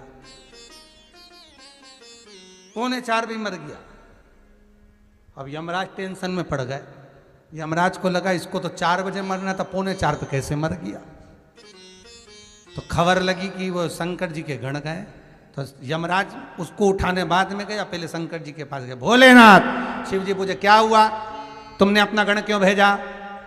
शंकर जी बोले हमारा भगत था इसलिए गए। शंकर जी, यमराज बोला निवेदन है प्रभु, आप खुद लेने आ जाओ, आपके वाले को मना नहीं है, पर गण मत भेजना। तो शंकर जी ने पूछा क्यों? उसके मरने का टाइम था 4 बजे, ये पहले से पहुंच गए, इनको देख के ही मर गया, इनको देख के ही नहीं पड़ गया बेचारा। तुम नहीं जा, अब तुम किसी गण को नहीं भेजोगे। शंकर भगवान ने कहा यमराज क्या चाहते हो? यमराज बोले कि बस हम तो इतना चाहते कि आपका जो भगत होगा, जो आपकी आराधना करेगा, आपकी स्मरण करेगा, उसको लेने ना तो बैकुंठ से कोई पार्षद आएगा, ना कोई गण आएगा, उसको लेने आप नंदी लेके खुद आओगे। शंकर भगवान के हम तो चाहते ही यही थे, हम तो यही चाहते थे। इसलिए शंकर के जो भगत होते हैं, जो प्राण त्यागते हैं, शंकर का स्मरण कर कर, शिव का नाम लेकर, उनको लेने ना पार्षद आते ना गण आते, क्योंकि गण के चक्कर में 15 मिनट पहले मर जाते। इसलिए शंकर जी खुद आते। क्या लेकर आते हैं? नंदी। और नंदी पे लेकर बड़े प्रेम से, यमराज आता है तो पाड़ा लेके आता है, भगवान नंदी को लेके खुद, भगवान कहते हैं बैठो तुम नंदी पर, और भगवान अपने भगत को नंदी पर बिठाकर खुद पैदल चलकर नंदी का मुख पकड़कर शिव कैलाश ले जाते हैं।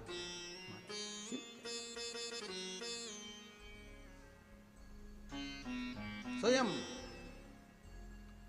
महाराज, काहे की नैया बनी कौन खीवैया, कौन लगा देगा पार। महाराज, चंदन की नैया बनी शिव जी खीवैया, शंभो लगा देगा पार। बस उसका स्मरण। देवराज को ले गए भगवान भोले। समय आया, एक बिंदुक नाम का ब्राह्मण, जिसकी धर्म पत्नी का नाम था चंचूला देवी,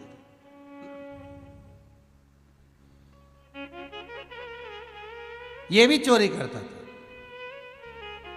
धन लेकर आया। आज जिस दीवार पर से कूद रहा था, इसको नहीं मालूम था कि नीचे पानी भरा हुआ है, कोई बावड़ी है, कोई कुआं है, कूद गए। और जैसे ही बावड़ी और कुएं में गिरा, प्राण छूट गए। शिव महापुराण की कथा कहती है 3 तरह से मरे हुए व्यक्ति को स्वर्ग नहीं है, 3 तरह से मरे हुए व्यक्ति का मोक्ष नहीं है, 3 तरह से मरे हुए व्यक्ति को मुक्ति नहीं मिलती। पहला, पानी में डूबकर मरा हुआ, दूसरा सर्प के डसे से मरा हुआ, तीसरा स्त्री के हाथ से मरा हुआ। इन 3 से मरे हुए व्यक्ति को मोक्ष नहीं है, मुक्ति नहीं है। अगर कोई पानी में डूबकर मरा है उसने मुक्ति नहीं पाई। कोई सर्प के डसे से मर गया, मुक्त नहीं हो पाए। और कोई स्त्री के हाथ से मर गया, मोक्ष नहीं मिला। यह प्रसंग श्रीमद् भागवत में भी आता है। ब्रह्मा जी के पास में जाकर देवर्षि नारद ने प्रश्न किया था, प्रभु ये बताइए कि शास्त्र कहता है कि 3 तरह से मरे हुए व्यक्ति को मुक्ति नहीं है, तो फिर परीक्षित को सर्प ने डसा था तो उसको मोक्ष कैसे मिल गया? तो कहा उसने एकाग्र चित्त से श्रीमद् भागवत कथा सुनी थी, इसलिए मुक्ति मिल गई।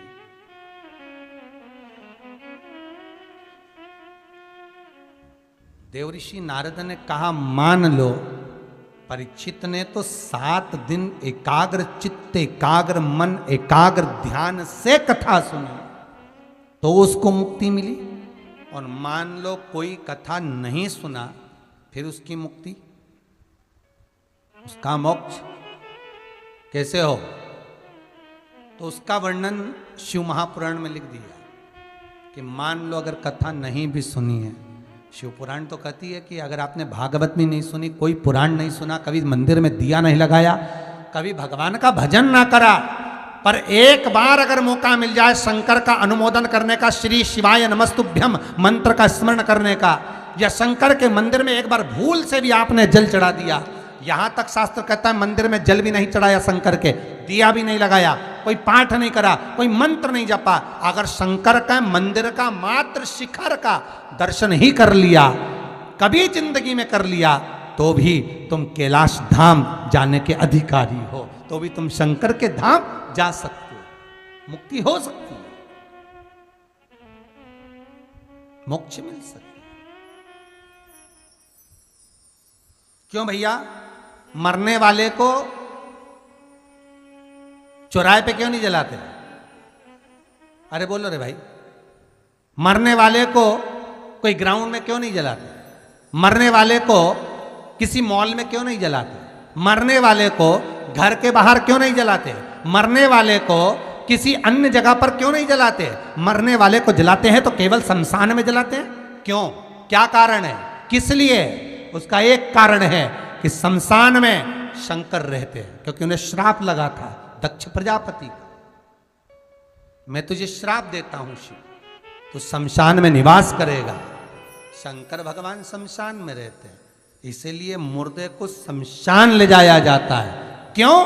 क्योंकि ये जगत में कहीं पर भी भटका, इसने कथा सुनी ना सुनी, भागवत सुनी ना सुनी, दान करा ना सुना, स्मरण करा ना करा, पर अगर इसको शंकर के दरवाजे तक ले गए तो फिर ये शंकर का हो गया, फिर शंकर इसको साथ ले, क्योंकि शिव भोला है, शंकर इसको साथ लेगा।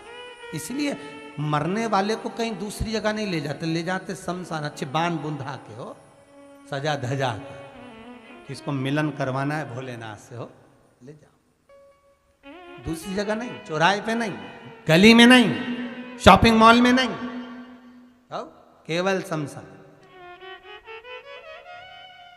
क्योंकि वो शिव का धाम है, वहां शंकर रहते हैं। और एक बार जो शिव के पास चले गया फिर शंकर का हो गया, तो उसको फिर कोई कुछ कहीं भटकना है ही। अब सौंप दिया इस जीवन का सब भार तुम्हारे हाथों, छोड़ दो शंकर के, सब कुछ शिव।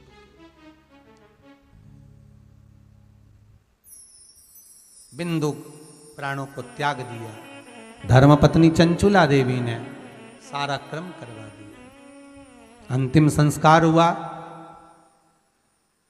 सारे गांव के लोग तीर्थ करने जा रहे हैं, चंचुला भी चली।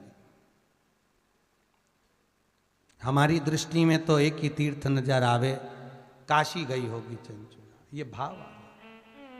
गांव के लोग सारे के सारे काशी जा रहे थे, सूचना मिल गई चंचुला को, सब गांव के लोग काशी जा रहे हैं। हाँ, पर चंचुला ने तो कभी काशी का दर्शन ही नहीं करा था, चंचुला की वृत्ति में कभी काशी विश्वनाथ आए ही नहीं। जब व्यक्ति के पास में धन आता है, व्यापार चलता है, दौलत आती है, संपदा आती है, गाड़ी बंगला बढ़ता है, शोहरत बढ़ती है, तो उसके भीतर भगवान नहीं बढ़ता, अहंकार बढ़ता। इससे पहले जो कथा हुई थी ऑनलाइन, उसमें कहा था कि आपके पास में आपकी जो चीज है वो भगवान को दो। आप लोगों ने सुना होगा, जितने लोग नियम के श्रोता हैं तो उन्होंने कथा सुनी होगी। आपके पास आपकी जो चीज है वो भगवान को देना, वो शंकर को देना। तो क्या दें हम अपनी चीज? तो कोई कि हमारे पास में हमारा पैसा है, तो भगवान के पैसा तू कहां से लाया था? मां के गर्भ से जब पैदा हुआ था तो नग्न ही तो आया था।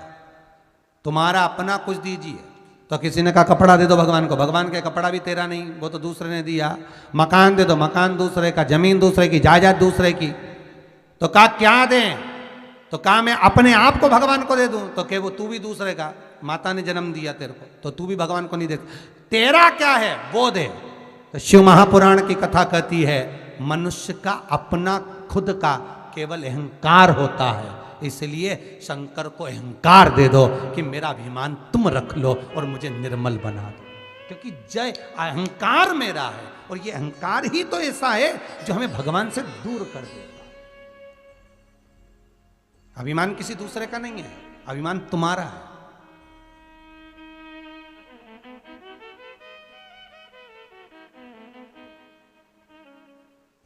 ये अभिमान तुम्हारा, ये अहंकार तुम्हारा है, तो भगवान को देना है। और अहंकार एक बार अगर भगवान का हो गया तो जीवन आनंदमय हो गया। बस चंचुला देवी ने विनती करी गांव के लोगों से, मुझे भी काशी जाना है। चली काशी, काशी गई। काशी अभी मुक्त नगरी है, काशी मोक्ष नगरी है। भारत की भूमि के सबसे ज्यादा मुर्दे अगर कहीं जलते हैं तो वो काशी में जलते हैं। अभी मुक्तता है काशी, मोक्ष नगरी है काशी। पहले भी वर्णन किया, आज फिर वर्णन कर रहे हैं। सारी दुनिया में पाप करोगे, किसी तीर्थ में जाकर, वृंदावन, मथुरा, गोकुल, बरसाना, नंदगांव, आदिक जितने तीर्थ हैं, अयोध्या, काशी, सब दूर जाकर तुम धो सकते हो। पर तीर्थ में जो तुमने पाप किया, तीर्थ में जाकर तुमने जो पाप कर्म करा, वो 4 धाम में जाकर धो सकते हो, द्वारका, जगन्नाथ, बद्रीनाथ और रामेश्वर। पर 4 धाम में जो तुमने पाप करा वो कहीं नहीं धुलते, वो केवल एक ही जगह धुलते हैं, वो काशी की धरा पर धुलते हैं। काशी नगरी अभी मुक्त नगरी है। दुनिया में कहीं पाप अगर धुलता है तो काशी की धरा पर धुलता है, क्योंकि वो शिव का घर है। बच्चा कीचड़ में गिरता है, नाली में गिरता है, पड़ोसी उसको साफ नहीं कर सकता, साफ उसके मम्मी पापा ही करेंगे। भले उसने गंदगी करी हो, भले वो गंदा हो गए, कोई नहीं करेगा। भले घर में चाचा रे, चाची रे, काकी रे, ताई रे, साफ रे, परंतु कोई साफ नहीं करे। करे तो उसकी माई करे, करे तो उसका पिता ही करे। उसी तरह काशी भगवान का घर है और हम उसकी औलाद हैं। अगर हमने पाप भी किया है तो माता पिता के घर जाकर ही धुल सकता है, दूसरी जगह नहीं। माता पिता के पास में ही धुलेगा, इससे कोई दूसरा नहीं धो सकता। इसलिए कभी मौका लगे तो जैसे चंचुला देवी गई, ऐसे कभी मौका मिले तो काशी जाओ। अभी मुक्त नगरी का थोड़ा सा आनंद पाओ। पहुंच गई काशी में, सब दूर घूमते घूमते गंगा के घाट पर गई चंचुला देवी। गंगा का स्नान करती और गंगा से विनती करती, माँ मैं बहुत पापी हूं। पति को चोरी करने का बोलती थी, वो चोरी कर कर लाते थे, मैं उसका भोग करती थी, पर कभी मैंने सत्कर्म नहीं करा माँ। हे गंगा मैया, पर आज इस धरा पर आई हूं, यहां से जाना नहीं चाहती। अगर जाऊं तो केवल शिव के धाम जाऊं, ऐसी कृपा कर दो। वहीं पर कहीं पीपल के वृक्ष के नीचे शिव महापुराण की कथा चल रही थी, जो चंचुला देवी खड़े होकर सुन ली, मात्र 2 क्षण। और गंगा नहाई, चली, घाट से ऊपर गई, थोड़ी दूर ही बड़ी थी, चक्कर खा के नीचे गिर गई। चंचुला के प्राण छूट गए। चंचुला देवी के प्राण छूटे तो भगवान शिव ने ले जाकर इसको पार्वती जी की सहेली बना दिया, पार्वती जी की सखी। पार्वती जी की सेवा में लग गई चंचुला देवी। जब माता पार्वती की सेवा में लगी चंचुला, बहुत मौन रहती, उदास रहती, चुप रहती, मुख से कुछ ना कहती। पार्वती जी ने पूछा, ए चंचुला, तू चुप क्यों रहती है? तू मौन क्यों है? बोल जरा। चंचुला कहती है, क्या बोलूं देवी, मेरा पति प्रेत योनि में पड़ा हुआ है क्योंकि वो पानी में डूब कर मरा है, उसकी मुक्ति नहीं हुई, मोक्ष नहीं मिला उसे। बहुत चोरी करता था, धन ला कर देता था, मैं उसका भोग करती थी, पर मैंने कभी अपने पति से नहीं कहा कि तुम मंदिर जाओ, कि तुम देवालय जाओ, कि तुम पूजन पाठ में जाओ। एक होती है पत्नी जो पति को सिनेमा घर ले जाती है, एक होती है पत्नी जो पति को शॉपिंग मॉल ले जाती है, एक होती है पत्नी जो पति को मायके ले जाती है, और एक होती है धर्म पत्नी जो पति को धर्म के पथ पर ले जाती है। पति कमा कर लेकर आए तो धर्म पत्नी का फर्ज है एक बार पति से पूछे कि ये तुमने कमाया है जो लेकर आए हो, थोड़ा सा सत्कर्म में लगाओगे कि नहीं लगाओगे? थोड़ा सा सत्कर्म में लगाओ। खूब जोड़ा जोड़ा जोड़ा, आखिरी में छोड़ा, फिर इतना बड़ा फोटो टंग गया, वो भी स्माइल देता हुआ, और उस पे भी प्लास्टिक के फूल की माला, और खीर और पूड़ी सराद में चिपकी तो चिपकी चिपकी, फिर तो अगली सराद तक उठेगी वो पूड़ी और खीर। हंसो मती, अपने भी चिपकेंगे, अपन कहां से आए? फोटो तो अपने भी टंगने, करना चिपक।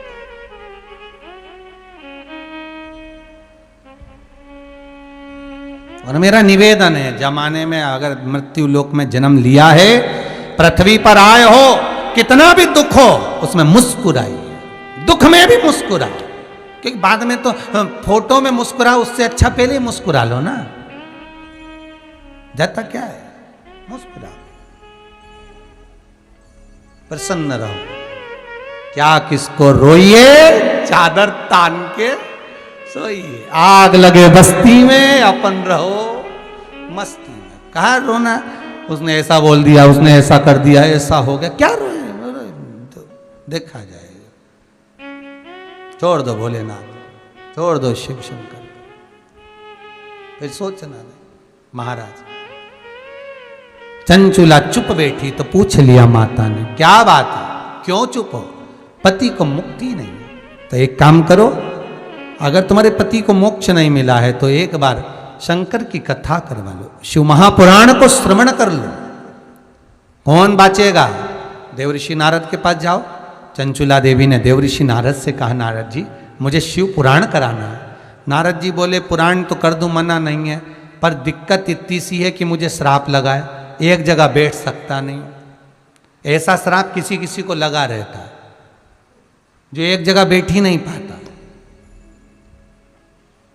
श्राप लगा है। अब मैं बैठूं और कथा बाचूं तो बैठने के लिए 3 घंटा तो चाहिए ना, 4 घंटे तो बैठना पड़े, बस बैठ ही नहीं पाता। अब करूं क्या? नारद जी विचार, एक काम करो कि मैं कथा नहीं सुना सकता, पर मेरा जो मित्र है तुम्बरूका, सभी लोग इस नाम को एक बार प्रेम से बोलो, तुम्बरूका, तुम्बरूका। मेरा जो मित्र है तुम्बरूका, ये कथा कह सकता। ये नारद जी के मित्र हैं। बस अंतर इतना है, देवऋषि नारद के जो मित्र तुम्बरूका जी हैं, नारद जी के हाथ में जैसे करताल है, वीणा है, वैसे ही तुम्बरूका जी के हाथ में भी करताल और वीणा है। बस अंतर इतना है, नारद जी का मुख सुंदर दिखता है, तुम्बरूका जी का मुख घोड़े का लगा होता है। कभी आप लोग कहीं दक्षिण साइड के मंदिर में जब जाएं, दक्षिण के मंदिर में जब आप पहुंचें, तो दक्षिण के मंदिर में आप क्या दर्शन करेंगे कि दरवाजे पर 2 मूर्ति नजर आती है, एक नारद जी की, एक तुम्बरूका जी की। कई बार आपके मन में प्रश्न आता है कि ये घोड़े का मुख लगाए, वीणा हाथ में है, करताल हाथ में है, ये कौन है? तो ये देवऋषि नारद के मित्र हैं, शंकर के परम उपासक तुम्बरूका जी।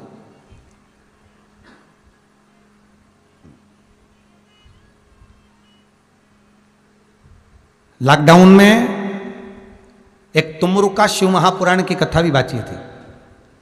अगर आप लोग नहीं सुन पाए हो तो उसको सुनना, तुमरुका जी का उसमें पूरा चरित्र कहा गया। कभी मौका लगे तो अच्छे से देखो, उसको चैनल पे पड़ी होगी, उसको निकाल कर सुनना। तुमरुका शिव महापुराण, जैसे ये हनुमत चरित्र शिव महापुराण है, वो तुमरुका चरित्र था।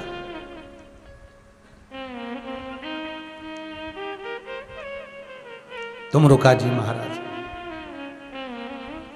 गई चंचूला, चंचूला देवी ने जाकर विनती करी, हे तुमरुका जी हमें कथा करवाना है। तुमरुका जी बोले बिल्कुल कराए, क्या दिक्कत, कराओ। पर दिक्कत इतनी सी है तुमरुका जी, तुरंत बोले तुमरुका जी दिक्कत इतनी सी है कि देवी मैं कथा तो बांट दूंगा, पर कथा का यजमान जो बने वो कोई जोड़े से तो बैठे, और तुम तो बेदब्य हो, कैसे बैठोगी। चंचूला देवी की आंख में आंसू भर गए, अब कथा कैसे हो। चंचूला जी वापिस जागे और कैलाश पर जाकर मौन होकर बैठ गई। फिर पार्वती जी ने पूछा अब तू चुप होकर क्यों बैठी है। भाई होता है, माँ तो माँ होती है, पार्वती मैया तो घर में बहू एकदम चुप चुप रहे, मुंह से कुछ बोले ही नहीं, ऐसी गुमशुदा तलाश के अंदर की तरह। तो बेचारी सास भी 25 बार पूछे हुआ क्या बेटा, मुंह से तो बोल, मुंह से तो बोल, वो बोले ही नहीं। अब बोल तो सरी, अरे जगदम्बा कुछ तो बोल, अब आवाज ही नहीं निकले तो क्या कर। बहू के चेहरे पर स्माइल रहे, प्रसन्नता रहे, अलमस्तता आनंदता रहे, तो घर में सास ससुर घर में जितने हैं सबको अच्छा लगे कि हाँ कोई दुख नहीं है। मालूम पड़े अब सीता जी भी अयोध्या आई थी तो चुप चुप रहती थी, तो 25 बार पूछा, माता कौशल्या जी ने पूछा, सुमित्रा ने पूछा, कैकेयी ने पूछा, बोल तो सरी आखिर बात क्या बोले।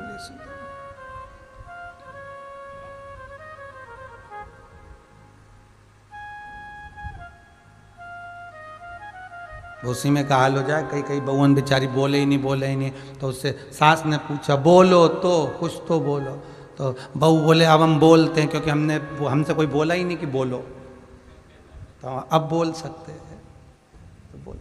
अब देवी मां जगतजननी जगदम्बा पूछ रही है, तो फिर चुप होकर बैठ गई। हुआ क्या कि कथा सुनाने वाला तो मिल गया, फिर पर जजमान नहीं मिला। जजमान तो थी तो सरी, परंतु मैं तो बेदब, अब कथा कैसे सुनूं। तो कथा तो सुन लूंगी पर करूं क्या।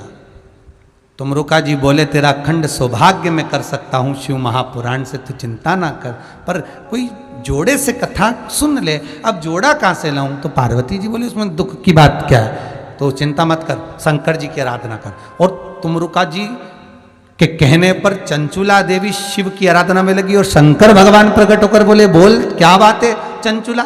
चंचूला कहती है प्रभु मुझे शिव पुराण कराना है पर जजमान नहीं है, तो इसमें क्या टेंशन लेना, क्या चिंता करना, चिंता मत कर।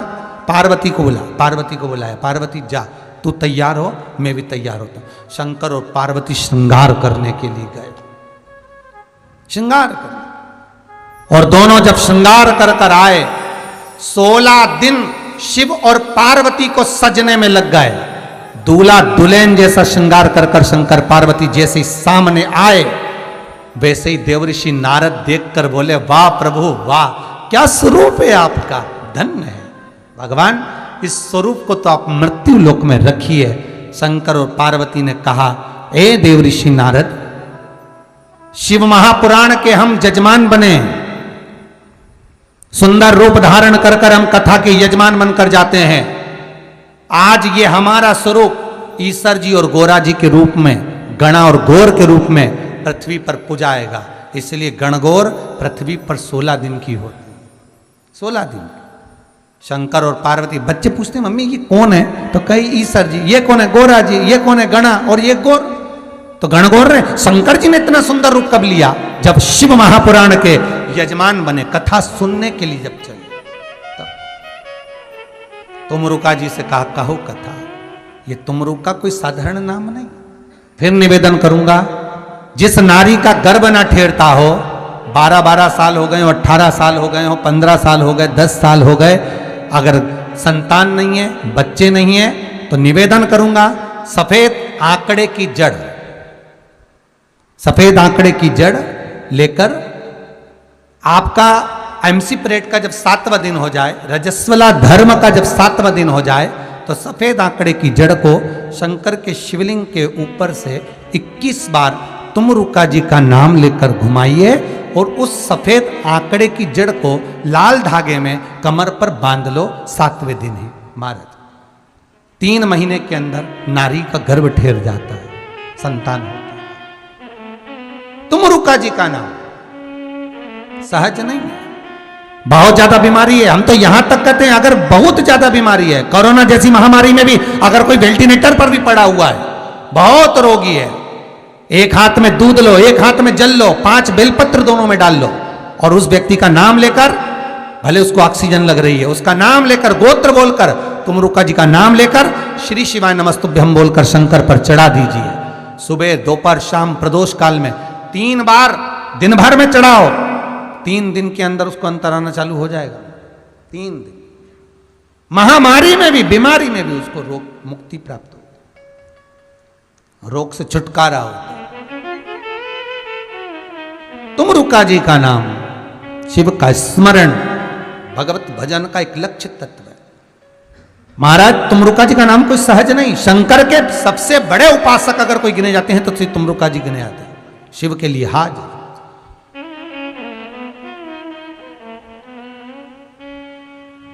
शिव का स्मरण, बहुत बीमारियों में भी शंकर का तुमरुका नाम का स्मरण। हाँ, एक बार तुमरुका श्री हनुमान जी का मिलन भी हुआ है, उसका भी व्याख्यान वर्णन कल की कथा में अपन करेंगे, उसका भी वर्णन करेंगे। श्री हनुमान जी महाराज और तुमरुका जी का मिलन, वो भी अपन स्मरण करेंगे, वो भी अपन देखेंगे। कोई सहजता नहीं है महाराज। और ध्यान रखिए, अगर कोई अदालत में केस चल रहा है, बहुत बड़ी समस्या में आप पड़ गए, बहुत बड़ा टेंशन बिल्कुल आकर खड़ा हो गया है, तो चंदन, एक लाल चंदन बाजार में मिलता है, पूजन वालों के यहाँ पूछना, लाल चंदन आता है। वो लाल चंदन को घिस कर उसमें थोड़ा सा तिल्ली का तेल डालकर महाराज हाथ में चंदन को लेकर शिवलिंग पर लगाएं और बड़ के पेड़ के नीचे, बड़ के जड़ में जाकर बटकेश्वर महादेव का नाम लेकर उस चंदन को लगाएं। उसी चंदन का हाथ किसी रुमाल पर लगा लीजिए और उस रुमाल को जेब में रखकर, कोई बहुत ज़्यादा दिक्कत और परेशानी है उस स्थान पर उसको लेकर बैठ जाइए, मन को भी शांति होगी, कार्य भी सफल होगा और सफलता प्राप्त होगी। बस तुमरुका जी का नाम का उसमें स्मरण करना है, कोई सहज नाम नहीं है। फिर निवेदन करूंगा, नारी अगर बच्चे को जन्म देती है और बच्चा 4 महीना 6 महीने तक गर्भ में रहता है, उसके बाद अवर्षण हो जाता है, तो एक नरियल पर, श्रीफल पर स्त्री के हाइट की, मोली, मोली मतलब नाड़ा जो हाथ में बांधते हैं, लच्छा, उसको नाप लीजिए और तुमरुका जी का नाम लेकर उस नरियल पर लपेट कर अपना नाम और गोत्र बोलकर शंकर जी के शिवलिंग के पास में जो जलाधारी होती है चारों तरफ, शिवलिंग के पास में वहां रख दीजिए। शिव के शिवलिंग का स्पर्श करिए, एक बेलपत्र उठाकर मंदिर की चौखट पर खा लो, तुमरुका जी का नाम लेकर। महाराज होने वाला जो बच्चा है वो पूर्ण होगा, बीच में अवर्षण नहीं होगा, बच्चा समाप्त नहीं होगा महाराज, और स्वस्थ उत्पन्न होगा। ये तुमरुका जी का नाम जीवन में सुख की अनुभूति कराने वाला है, आनंद की अनुभूति कराने, सहज नहीं है। शंकर का अनुमोदन, शिव का स्मरण, स्वयं शंकर और पार्वती भगवान आनंद के साथ में चलते हैं और शिव महापुराण की कथा को श्रवण करने के लिए पहुंचते हैं। शंकर भगवान की कथा सुनने के लिए जब पहुंचे, आनंद में विराजमान हुए और कथा तुमरुका जी प्रारंभ करते हैं। चंचुला देवी भाव से श्रवण करती है। अखंड सौभाग्य को पाने के लिए माता चंचुला देवी इस पावन कथा को सुनना चाहती है, पावन चरित्र को सुनना चाहती है। चंचुला देवी श्री हनुमान जी महाराज की हनुमान चालीसा में वो 4 लाइन कौन सी है जिससे व्यक्ति के घर में लक्ष्मी की कमी नहीं आ सकती, और उसका अनुष्ठान कैसे होता है उसका वर्णन सुनेंगे। साथ में हनुमान चालीसा की एक लाइन ऐसी है जिसको प्रतिदिन जपने से कैंसर जैसा रोग भी धीरे धीरे समाप्त होने लगता है। तो उसका स्मरण कल शिव महापुराण की कथा में स्मरण करेंगे। कल की कथा वही 4 बजे से 7 बजे तक भाव भक्ति से श्रवण करते हुए आप भी अपने इष्ट मित्रों को आनंद से श्रवण कराएं और भक्ति के पथ पर आगे बढ़ें। हर हर महादेव, हर हर महादेव, हर हर महादेव।